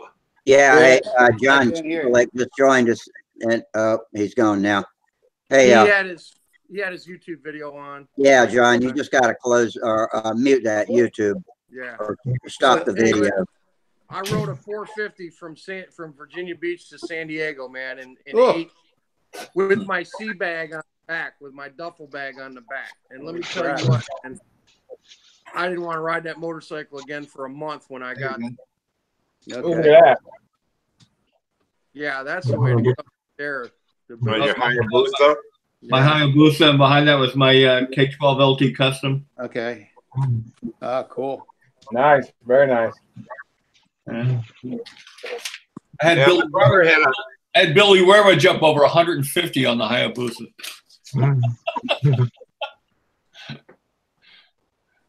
You liked it. That one of my brothers, that 953 Honda, he let me take that for a ride. And I came around the corner by my house, and I nailed it in first gear. The damn thing come up off, the front tire come up off the ground a little bit. When I shifted into second and the front tire hit, I was doing 100 over 100 miles an hour. And I'm like, you know what? That's just too much. And I pulled it back in the driveway, and he's like, you didn't go very far. I said, I went far enough to know that you'll die on this thing. Yeah. Yeah, you got to respect the speed on those things. That was my second. They don't stop too quick. I found out that my Suzuki Cavalcade 1200 will at least do 115, but everything starts to shake on it, the trunk and everything like that. And I really thought that I was going to crash that thing at 115. Well, that's what happened to me. I was street racing my bike. I was on the Route 78, and we went through the quarter mile, and I was doing like 130. And when I let off the gas, I let off the throttle, all of a sudden I hit like a harmonic, and the front end starts shaking. I mean, really shaking hard. You a tank lever? I was like, yeah. I said, holy shit! I was hanging on for my dear life. I said, I would. Wendy and I used to drag race bikes for a long time. We drag raced together, sanctioned drag racing. Yeah. Minnesota Mike says they put a Hayabusa engine in a streamlined for the salt flats and went 350 in third gear and had 3 gears left to go. Yeah. That thing's supercharged, right? That's a supercharged? Probably. Here comes John again. Okay, John. I'm going to have to pitch you off. I got to get some sleep, but it was good to see you guys again. Yeah. Okay, Bob. Thanks for dropping in on us. Yeah. I'll let you know if I make any progress on the half-a dealio. What's that? I'll let you know if I make any progress on the half-a deal. Yeah, I think you should take that thing out and fly it with the full-length wing and see if it works. Try a flat pitch, fairly high diameter prop, as much diameter as you can get with the flattest pitch you can get. Rev it up and go in low gear, and I think it'll pull it. All right, you're my engineer on this project. Hey, John, how you doing tonight? I can't hear you. Have you got your mic on, John? I see him. Wave if you can hear me. Can you hear me? I see you. We can see you. We can't hear you. You can't hear. Yeah. Can't hear. That turned his We volume. don't have any audio from you, John.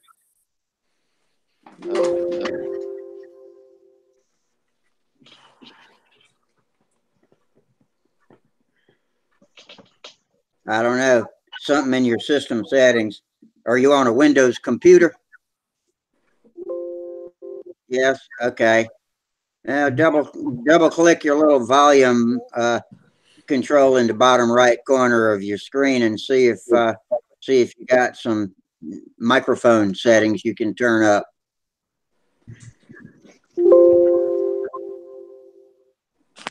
I think we're hearing your system sounds now. Are you hearing that too? I thought I was getting messages on my phone. Yeah, I keep hearing, and I think that's John's computer sounds, but for some reason his microphone's not working. He has it off now. It's turned off. Yeah, he's turned it on and off. He's trying everything. Oh, okay. It worked a minute ago because we got that loop from him. Not getting any love out of it. Yeah, he got that fixed. Yeah, that's right. We were getting YouTube feedback, so something seemed like your mic was working when that was happening. Yeah, we could hear him. He could hear us then, but something went on. I don't know. Internet. Mike Limke just went out on us. I'm still here. Oh, are you? Okay. Oh, just his picture disappeared. Just got to keep trying with it, sort of thing. Just keep going. Find out what the problem is. Gerald, the Lester Horry has posted forecast for air-to-air combat series February 17th. President's Day contest, looking good weather. So it's this weekend on the 17th.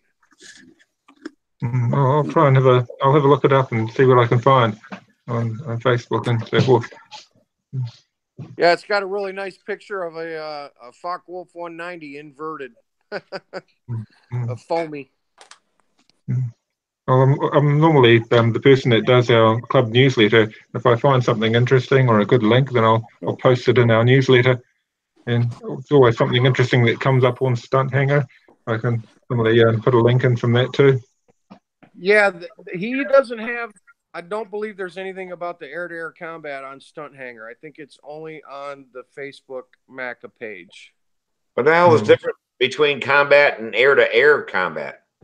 It's a warbird event, so they give you for building warbird type airplanes, and then it's also guys can use flight streaks and ringmaster stuff, but if they paint them with military schemes, you get points for that, and a lot of guys are building electric warbird combat planes for this event.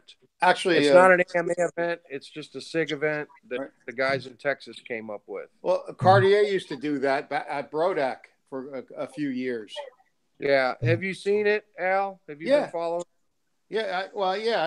They had a couple of matches. It's just friendly stuff. But Phil built Phil and a couple of guys built planes for it, and Well, I mean, have you seen the new chatter on the? Oh yeah. I saw the Facebook feed that Mears put up about his plane. It looked pretty good. It only flies for like 2 minutes though, or something like that. I think he's getting 3 on it. They're getting 3. Yeah. Yeah, to get 5, you'd have to have a monster battery. Yeah. And I can't imagine a crash with that. You take out an $80 battery. Well, I don't think it's going for blood type combat. They're just combat. Yeah, they're just trying something different. Something. Yeah, just like the half-A stunt. What's the name of the Facebook site it's a new challenge. What's the name of the Facebook site that we usually look at for control line stuff? Is it Control Line Flying or something like that? Control Line Enthusiasts. Okay. Minnesota Mike. The other one's Control Line Enthusiasts. That's the one that Jamie helps moderate. So that one's quite popular. Jamie moderates Control Line Flying. Yeah. Oh, sorry, I'm getting mixed up. Yeah, I'm getting mixed up. Sorry. Yeah. And then there's the one with there's what classified, and then what's that? The miniature combat. And then MECA, yeah, Miniature Combat Craft Association. Control Line Classifieds, I believe, is run by Jamie and Dane as well. Okay. Yeah, they run. You see some pretty cool stuff on that with that guy making the, the combat planes and all that stuff. He's selling them. Yeah. Oh, Stan Froneberger. Yeah. He's building some nice stuff. He did a live video putting a Nemesis together. Yep. Yeah. I think there's a Cox forum on there as well, and there's also a vintage control line flying or something. The vintage control line, that's quite a good one as well. But yeah, there's so many different ones. Our own club's got our club, Auckland Free Flight Club, our site. But Facebook's just got so many different options for control line flying. It seems never ending. There's always something else. Yeah, well, and there's the Balsa Model Builders group too, which has a lot of RC stuff, but there's quite a bit of control line in there as well. Balsa Model group, Balsa Model Builders group. Yeah, I'm a member of that one as well. Mike, did you ever fly to PA yet? Nope, haven't had weather, and when we have had weather, I was occupied doing other stuff. So we'll get there. I mean, we're going into the second week of February. We got about maybe another month of possible crappy weather, and then my tulips will be blooming here in about 3 weeks. So we get into March, I'll definitely have flying weather, but February is still kind of a crapshoot. Yeah, we're supposed to get like 4 or 5 inches of snow tonight. Jesus Christ, you guys aren't catching any breaks this winter, are you? Actually, we got some flying in, but yeah, it's a lot of rain, and it's, I don't know. We just got everybody back online here today, and 2 o'clock this morning we're supposed to get freezing rain again, and again on Thursday. Yeah. Well, they're calling a state of emergency here. Yeah, we have one here too. And then the governor, they're passing a rain tax in New Jersey now. They're going to tax us on the size of our driveway and businesses the size of their parking lots because of the rain runoff. Holy shit! You believe that shit? Well, and you know what's real crappy about it? I bet you can't have a rain collection barrel on your property. They probably won't let you collect rainwater. That's correct. They say it belongs to them. That's correct. That's horse. It's illegal to collect it too. You can't collect it, but they want to tax you for what runs off. Right. How the hell can they say that the rain that comes out of the sky into your barrel is their property? There's a lot of municipalities have passed ordinances against rain barrel collectors. Yeah. They say that water, because it all goes into the public drainage system, and it belongs to them. California banned that stuff a long time ago. Now they're saying because of all the salt and the fertilizer for the lawns and all that stuff is going down the storm sewers and going into the rivers. So they're going to tax us on it. So the guy going to come out and measure your stuff? I don't know. This is all. Do they measure your driveway and your yard? Satellite. You can do it by satellite, no problem. We do it all the time on roofs.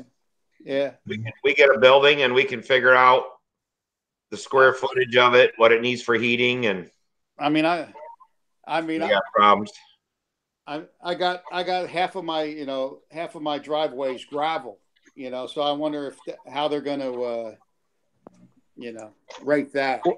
Well, yeah, because yours probably a lot of it soaks in. It's not actual runoff. Right. I'd fight City Hall, Al. Yeah. Well, and then the way my driveway's pitched, I have 3 acres and my water goes, I have wooded. It goes into in my area. My water doesn't run into the street, so I'm just curious to see what the hell, I can't, we got our new governor. Hey, Doug. Tax everything. Yeah, what the deal is that it's happening here in Michigan too. They use so much salt on the roads. Yeah. We have dead spots now in Lake Michigan that have no fish. Yeah. they went down with cameras, and there's a layer of salt water in Lake Michigan it's just killed the lake. Right. All the runoff of everybody's salt and everything. But the biggest salters is the city itself. Right. They don't get taxed on how many pounds of salt they use. They use tons and tons. Yeah, your tax dollars are buying that salt. Right. You know, I just popped in here, you guys, you know, and I heard about salt water and whatever. Yeah. But Wichita used to be kind of the peach capital also, in addition to the air capital of the world. And the farmers drilled wells to irrigate the orchards, and they ended up pumping salt water, brine, onto their orchards, and that killed every last living peach tree in the area. That'll be So no more peaches. Cold is really bad, and I mean, they're not. It's like my brother works for the city of Grand Rapids. They're not doing nothing about it, but I forget 50 tons of salt or something like that. It's just killing. We got ponds that nothing grow in around here, retention ponds. Yeah. That they made all these places have them to catch the runoff. It's so salty that there's no fish in them, no birds, no nothing. I mean, it's a saltwater marsh. I guess we're gonna have to get mangoes or something and put in there. Put get some alligator, crocodiles. Crocodiles, Yeah. saltwater, aren't they? Yeah, saltwater crocs. Yeah, get some bluefish. Does it have those little mussels or oysters or whatever they are, that those little black ones that are? Oh, zebra mussels. We could take them off of ships in Lake Michigan, and they come out of the Atlantic. We could put them in there, I guess. But yeah, it's getting bad. They need to come out with let you go back to studded snow tires. Yeah. And use sand, but they were on TV saying that sand costs more money for every pound of sand. It's like 3 times as much money what they pay for the sand to clean it up out of the sewer systems and stuff like that. And it gets in there and plugs all that up. So you got to get off that crazy East Coast, Al. Yeah. You know, we're still pretty free here in Tennessee, man, and we don't have a state income tax either. It's a great place to retire. Yeah. Really, Tennessee doesn't have a state income tax. Neither does Florida. Yeah, that's why I'm going to Florida. We got warmer weather. Yeah, I couldn't stand the heat in the summer in Florida, though. Ooh, yeah, me neither. That's brutal. Yeah. Yeah, I think it's the humidity, isn't it? Yeah. Yeah, whatever it is. It's yeah. What I went down there when I was in my 19, and I went to Daytona Beach, in the summer, and oh my God, you go out at 10 o'clock at night. By the time you've gone out of the hotel to your car in the parking lot, you're soaked. Yeah. It's not as bad as Texas. Texas will, I swear to God, the sun is like twice as hot in Texas as it is. You go down there and you just get sunburned in a hurry. I've never really been anywhere, but when I did go to the Reno air races, I was freaking out because it was like 95 degrees and 3% humidity. And the locals there were going, "Oh, it's killing us. Oh, this is terrible." And I was like, "What? This is great, man. What's the deal?" "Oh, it's 100 degrees." I'm like, "Man, this is nothing, man." Well, yeah, but they're in Kansas in the summer and stuff. You guys get hotter than Florida. Yeah, and the humidity is in the 90s. Oh my God, we're in St. Louis, and either it was the end of July or the 1st of August, and every day there by St. Louis, it was like 103.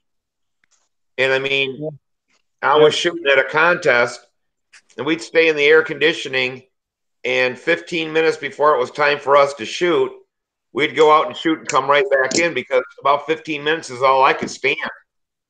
It was so hot here, and it's not near like as bad in Florida. Yeah, it gets pretty darn hot. What you working on, Doug? You working on an airplane there? Yes, I have a wing. Oh, nice. And fuselage of an OS 10. You got a lot better video tonight. Yeah, I'm on my little device. So it's a Ferrari, but it's 10 size Ferrari that you and sucked it down to. Yeah, see if I can spin this around. You gonna put an anhedral stab in it? Yes, it wouldn't really be a Ferrari without one. Well, what was before the Ferrari? It's basically this airplane before the Ferrari that was a super. It was called a Super Secretly. Was that what it was? It was basically a Ferrari without the anhedral stab. Yeah, and then they went to I think it was the Tipperary, or well, that was might have been somebody else's. But yeah, and they had the Hippo Tippo. Yeah, and then the I lost my place. Magic. Oh yeah, the Magic. Yep, forgot about that. Yeah, and then it was funny.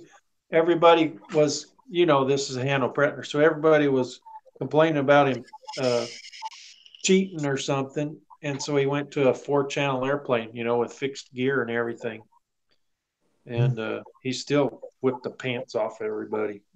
That's what's cool. He could actually fly. And then he came out with a Calypso. I had a Calypso, and you could fly the Calypso with either fixed or retracts. Yeah, and the Dalatel was in that era too, wasn't it? I'm not sure. Yeah. Anyway, that's RC stuff, and I really have liked the Ferrari since I first found out about radio control. The first model airplane magazine I purchased was a December 1976, and had Hanno doing a knife edge across the cover with the Ferrari. It was awesome.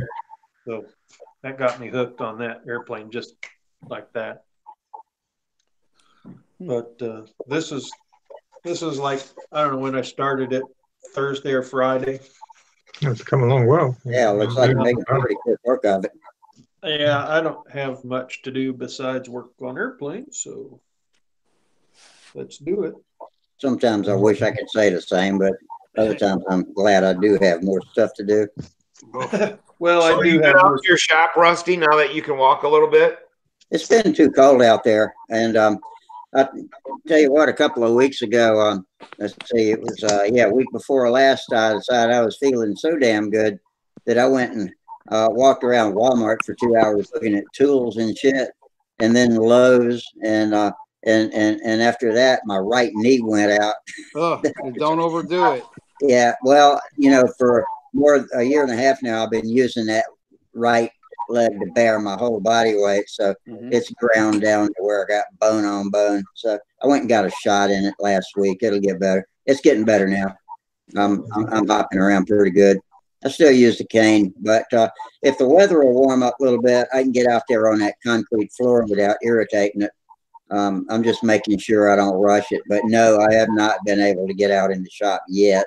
Have they put on your knee? Have they injected that chicken comb? Have you tried that? The rooster comb stuff? I don't know. I don't think that's what it was.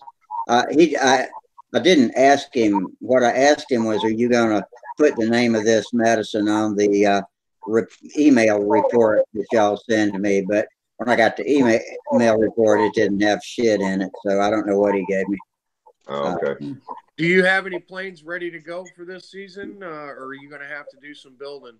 I've got one good pattern plane ready that I've got 2 good pattern planes ready that I could pick up and go right now, and one of them is fairly indestructible too. So yeah, I'm good.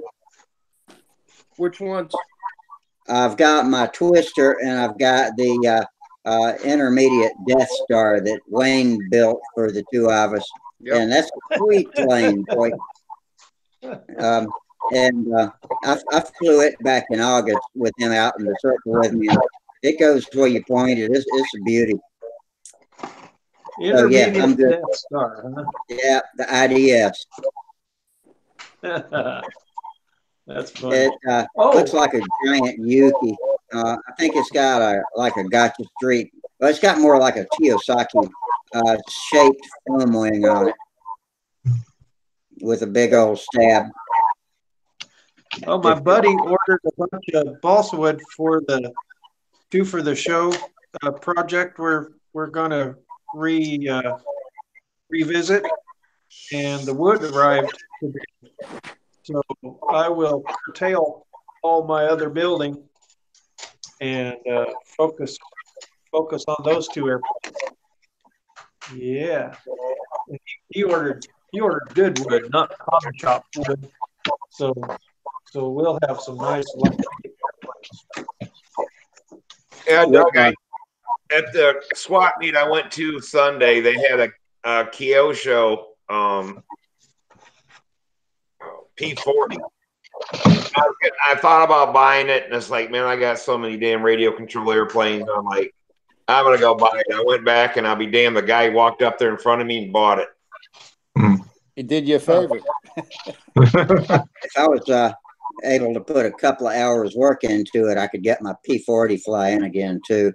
That one had a little bit of a nose-in crash when the handle came out of my hand one day. What's Charles holding there? I don't know, but it's a big. Hang on, let me click on that. Looks like the cow off the Corsair. His mic is off. Okay, there he is. Is that a Corsair? I believe it's a Corsair. The rest of it's missing, and my cousin gave it to me, so I'm going to hang it on the wall. Okay. Yeah. Make it a clock, man. Put some numbers on the wall and a little clock mechanism in there. I got one of those P40 fans. I never put it up, but like that. Oh yeah. Yeah, Mike's got them. Oh yes. Our baseball team, the Bombers, were going to give me a P40 ceiling fan, and then when they tore the building down, they never did give it to me. So let me see. The hobby shop here has a helicopter body hanging from a ceiling fan. See, that's mine. Oh yeah. That's the same thing that they were going to give me from the baseball stadium, but never did get it. Hey, you fixed your trophy back there, Rusty? Yeah, it's flying straight again. Anybody else mention that? Nobody said much about it. Mike was sitting there looking at the thing when it actually pulled up into a climb, I think. The trophy's moved. What you need to do is mount that ceiling fan on the wall. Yeah. We had it on the wall in Samuel's room at our old house, but when we built this new one, there's a ceiling fan in every room in the house, man. So there was no place for it. So I stuck it out here in the shop. It belongs out here in the shop anyway, man. Yeah, but you need it on the wall instead of on the ceiling. And it looks like. You tell me, Charles. Steve, you tell me, Steve, where I'm going to put it on a wall.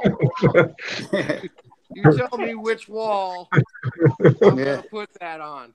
Put it on the garage door. You tell me which wall I can put a fan on. Mount it on the garage door. No, I can't do that. Then it'll be a ceiling fan when the garage is open, and it'll be a wall fan when the garage is down. Door is down. Yeah, that ought to work good. Hey, Charles, you still there? I'm still here. Yeah, you can pretty much tell I got a trim scheme kind of figured out for my stuff, huh? Yeah, I like the trim schemes. Nice, they look really nice. I'm gonna try to adopt something similar, something simple like that. Yep. Yep. I think that's a good idea. Yeah, something quick and dirty. Thank you. Stay with one, or one scheme sort of, and it becomes yours. Everybody will know you. But you know what? It makes my airplanes hard to sell at auction. Yeah. Shoot. Well, that's like with Samantha's airplanes. All of hers, if you look at them, all say SL on the rudder. And mine, all my pattern stuff has flying chevrons, and they're hooked in a certain way. So everybody always knew my airplane when I went to a contest. Right. Yeah. So I still put the same tail features. Guys that flew with me in the 80s, they would know my airplane. Or if I caught one, if someone didn't repaint it, they could tell that was my airplane because of the rudder. That was something we always did here. Right. Everybody had their own tail thing. Samantha's just her first name and middle name. It's just her initials that she throws on the tail of her airplane. I'll have to look at that, Steve, and see what you're talking about. Unless you got something to show real quick. I can. Yeah, I got an opened up airplane. I'll show you. Okay. Who's snoring? Gerald? No way. I wonder who's standing. Somebody's standing. I'm sorry. Not me. Oh, just mute your mic. That's all, Doug. I'll quit. Sunny day down there, Gerald? Yeah, nice sunny day. Quite humid here, though. It sounded like Rusty was getting some nice weather, though, last week. He was saying he was getting temperature in the 70s. Almost hit 80 one day, and yeah, it was beautiful. Unfortunately, I had nothing but doctor's appointments all damn day long, Tuesday and Thursday, which are my off days. Yeah, we had some nice weather. It was the guys were out in the t-shirts, but they told me there was like one of the top 3 flying days ever. No wind, and it was like 68 degrees. That was like last Wednesday. But then that disappeared real fast. Oh, well, we'll be trading weather soon. We'll be into autumn, and we're getting some nicer weather. But yeah, right now today it's what is it? It's about 85 here in the modelling room, but it does get a lot hotter outside. Is it windy? It normally wind comes with sun here, and we've had a pretty windy summer. But you get the occasional nice day. But if you can plan to fly under 20-mile-per-hour conditions all the time, then you'll be okay. I think that's always the important thing. Just be ready for it. And Fly combat. Yeah. Well, that's what spoiled me with the practice for our last event that we had on the weekend. I didn't really get to trim the model I wanted to fly because it was just so windy. I didn't want to risk it in the wind. So I just flew classic instead.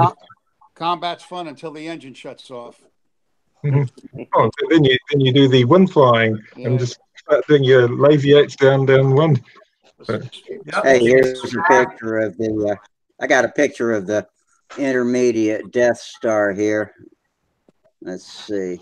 There you go. That's me holding a Yuki and Wayne holding the Death Star next to me. So it's a good bit bigger than the Yuki actually. Oh, it's a nice looking big plane, yeah. Yeah, that's a sweet flying plane, but that's basically like a Kiyosaki shaped wing, but it's foam, and I think the stab and tail are Kiyosaki too, and I think the numbers are all TO. Very similar to Samuel Stuntbot. Yeah.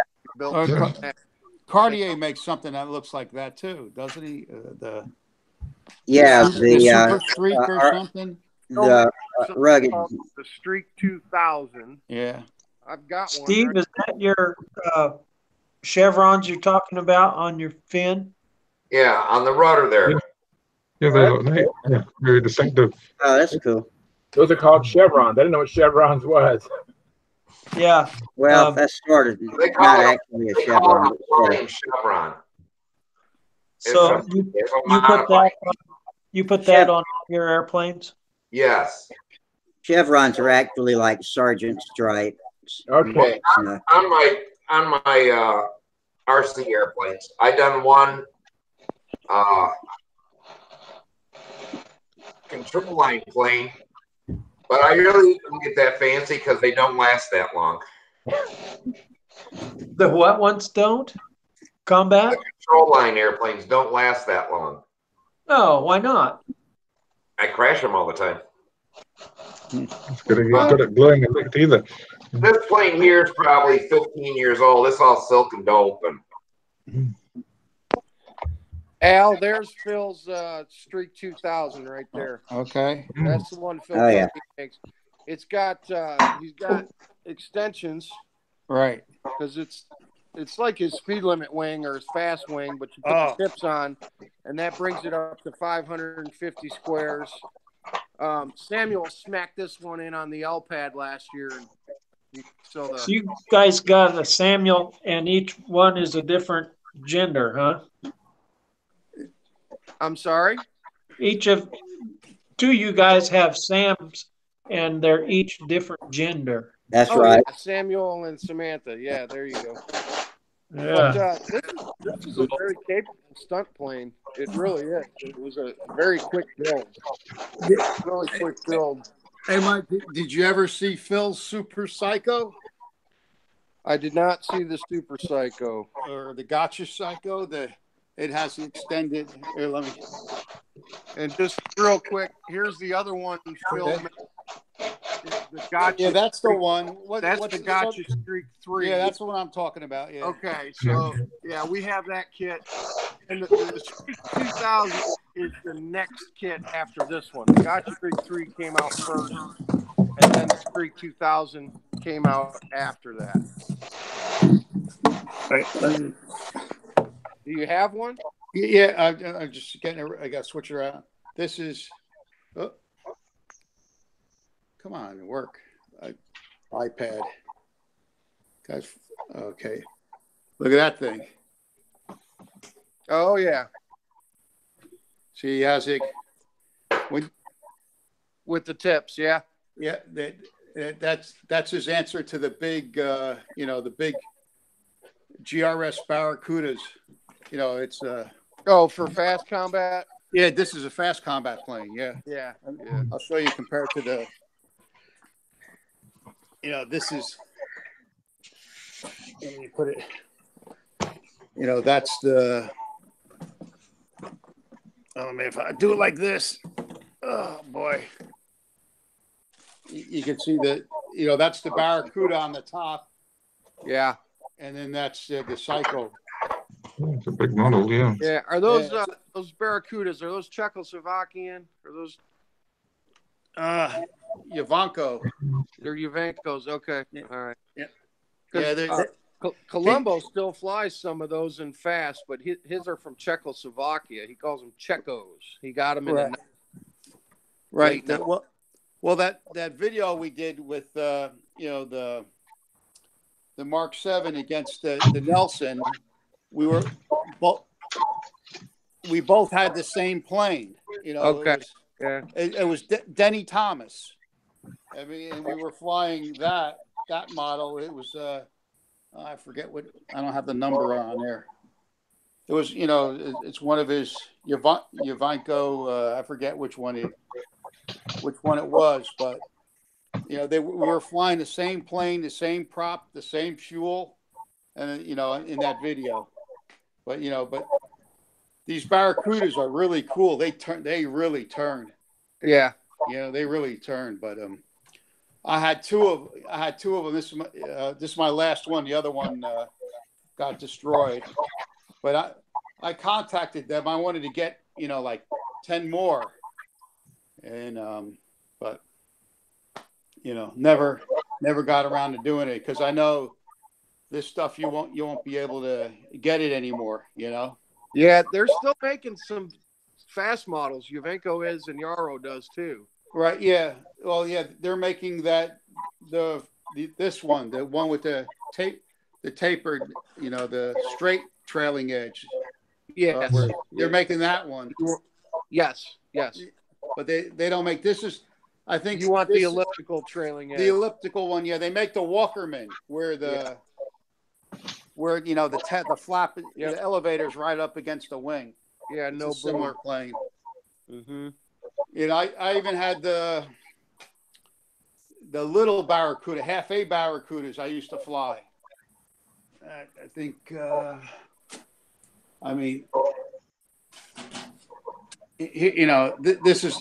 that's a half A Barracuda. What's left of one, I have to recover it. But it's they're good flying planes. Yeah, here's a birdie bike. It has a full cockpit and stuff. This is from the 80s, but the silk span wings got everything cracked on the wings on it from the dope, but it's all fiberglass.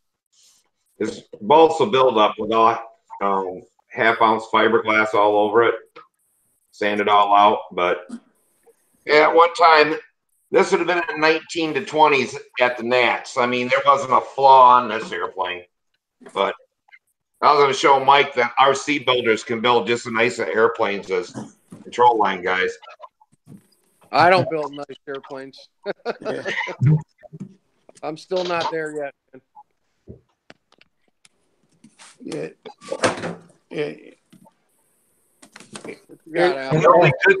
only good thing back then was we never cared about the weight as much.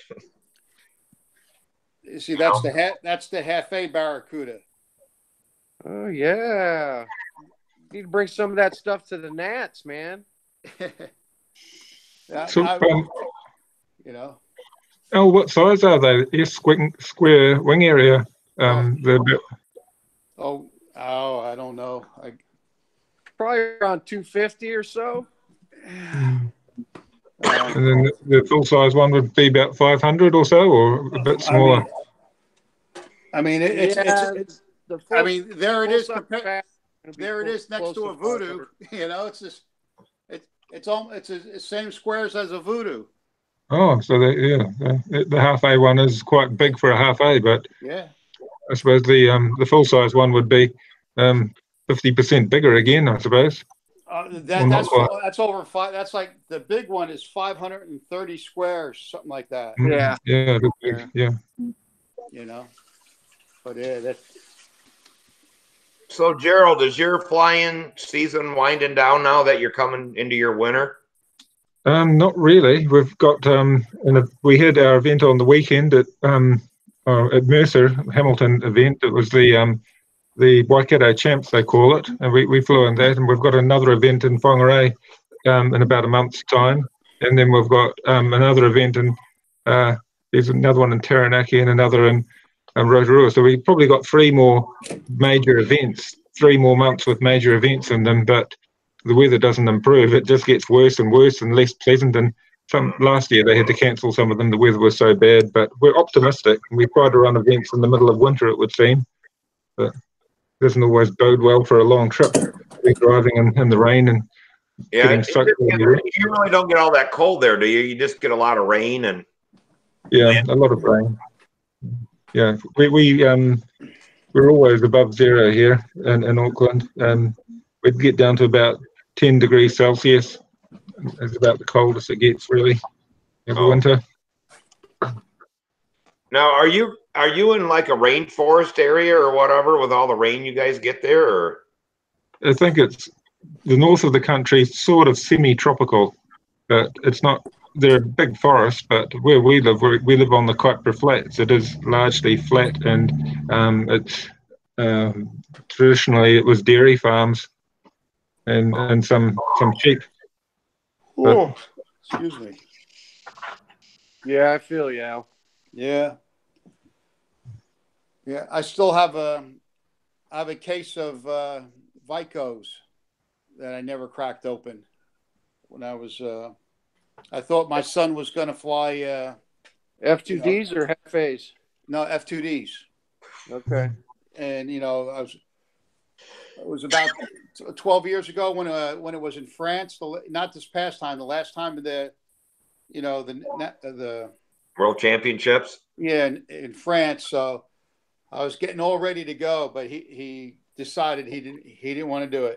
You know, he could have been the junior flyer, but I still got I still have the case of planes there. A case of 10 or a case of a case of 10. Case of 10. And what did you pay for 12 years ago? Probably like $30 an airplane back then, huh? Yeah, that's what I paid exactly. $30 a plane. They're $50 a piece now, man. Yeah. 55. Yeah, I should have bought like 30 cases, right? Yeah, no kidding, man. Better than putting money in the bank. Al, does your son still fly or not? No. No. No, he's down in DC now, but no, he doesn't. He used to come, flying combat with us, some speed limit and half A.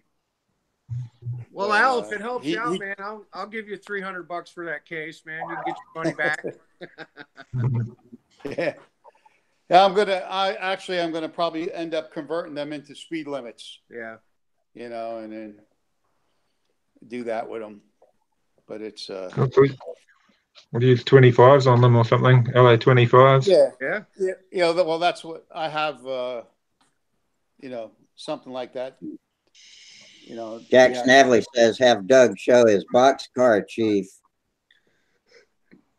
You got a boxcar chief, Doug?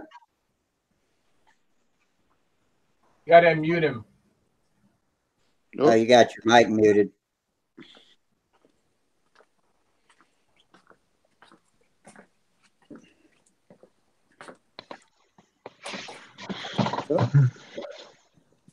I think he's trying to unmute it. Can you help him? Yeah. There you go. Well, you had it. Back on. Do it again, Doug.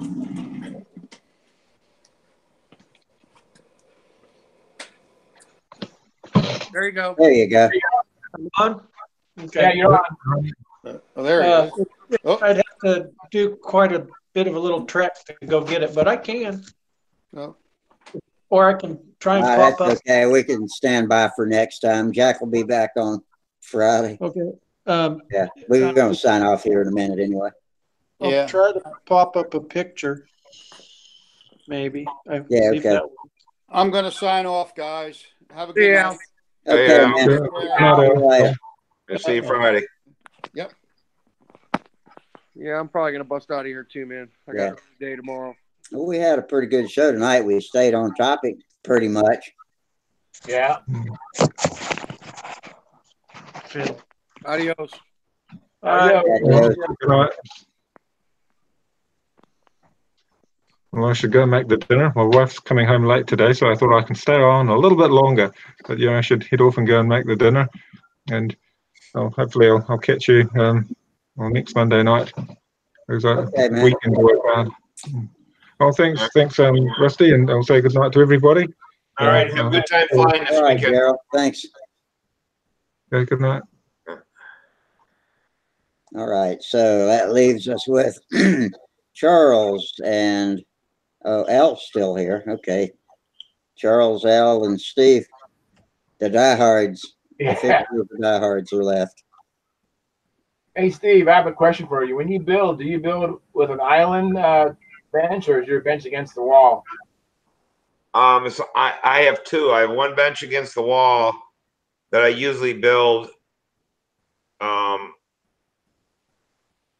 fuselage on, and then I got an island that,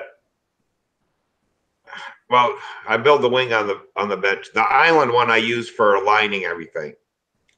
So when I start building it, putting it together, so I can walk around the dumb thing. Yeah, it's nice to be able to walk around them. Yeah. My big table is an island. I can walk around it. My other little island is just a Black & Decker workmate. Okay. That's a handy too. That's really handy, especially if you want to put one wing down in it. That beats putting a brick in a trash can and sticking the wing down in there. Yeah. Here's why I asked, because my bench is against the wall, but I have a one-car garage, and so to make this an island, it'd be really difficult, but I'm entertaining doing that. Well, what my buddy did was he put his on wheels. Oh, Okay. that's nice. Wayne's got all of his tables and power tools too on wheels. So he can push a sander or a saw outside onto a. He's got a covered patio right outside of his door. Well, my buddy's goes against the wall and stuff, and then when he needs to make it an island, he just pulls it out, and that gives him. And especially if he's assembling the model, then the wing and tail, you know, the table isn't big enough to set the whole model on it. And it's kind of like mine's big enough to where I got one on the wall, one in the middle, then another one on the wall, and I can get around it, but it's in the basement. But I always build the wing and fuselage on the one up against the wall, so I like to sit down, and got a chair that sets up a little bit. I can adjust up a little bit, an office chair, and I'll sit there and build the wing and the fuselage. Okay. Yeah, maybe that'd be a good idea. But my table is too big to really be an island in my one car garage. Yeah. If I was to cut it down, which would be a lot of work to cut down a bench that's already completed. You know what I mean? Yeah. Shrink it down. You can get some really cheap, you know, casters at Harbor Freight. They're not very much, you know, and you can stick on the bottom of your bench and just move it out away from the wall. That's a good idea. I think that's what I'll do. And I might put some other things on casters too, so I can get them out of the way, so I can actually have the island. Yeah, that might work. Yeah. Get a bunch of stuff on.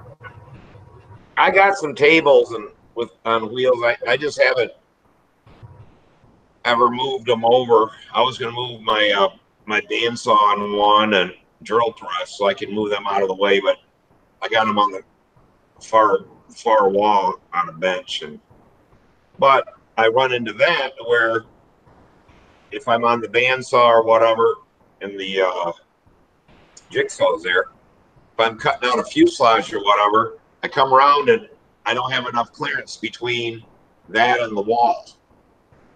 You know, it doesn't. So, you know, then I'm messing around, and I'll take it off there and stick it on my center bench, run a drop cord and do stuff, and then put it back. But I need to put it on the little carts I got, and I bought it at a swap meet, and Dremel made them, I guess. I don't know. They're not real heavy duty, but they seem, you know, strong enough. And I was just going to put some wheels on them and really get rid of that bench on the wall that they set on. And then if I have to, I can just wheel them out a little ways and do my cutting and then wheel them back. It's an idea. Plan. Yeah, that's probably what I ended up doing. Yeah. All right, dudes. Let's call it a night. I think we had a great show, and we had good YouTubers. I don't know why I'm not getting a count of how many people are out there tonight. That's a glitch I've never had before. Does anybody have that at the bottom of their video screen? I don't have anything. No. It doesn't say how many viewers there are. No, I don't see that. No. That's weird.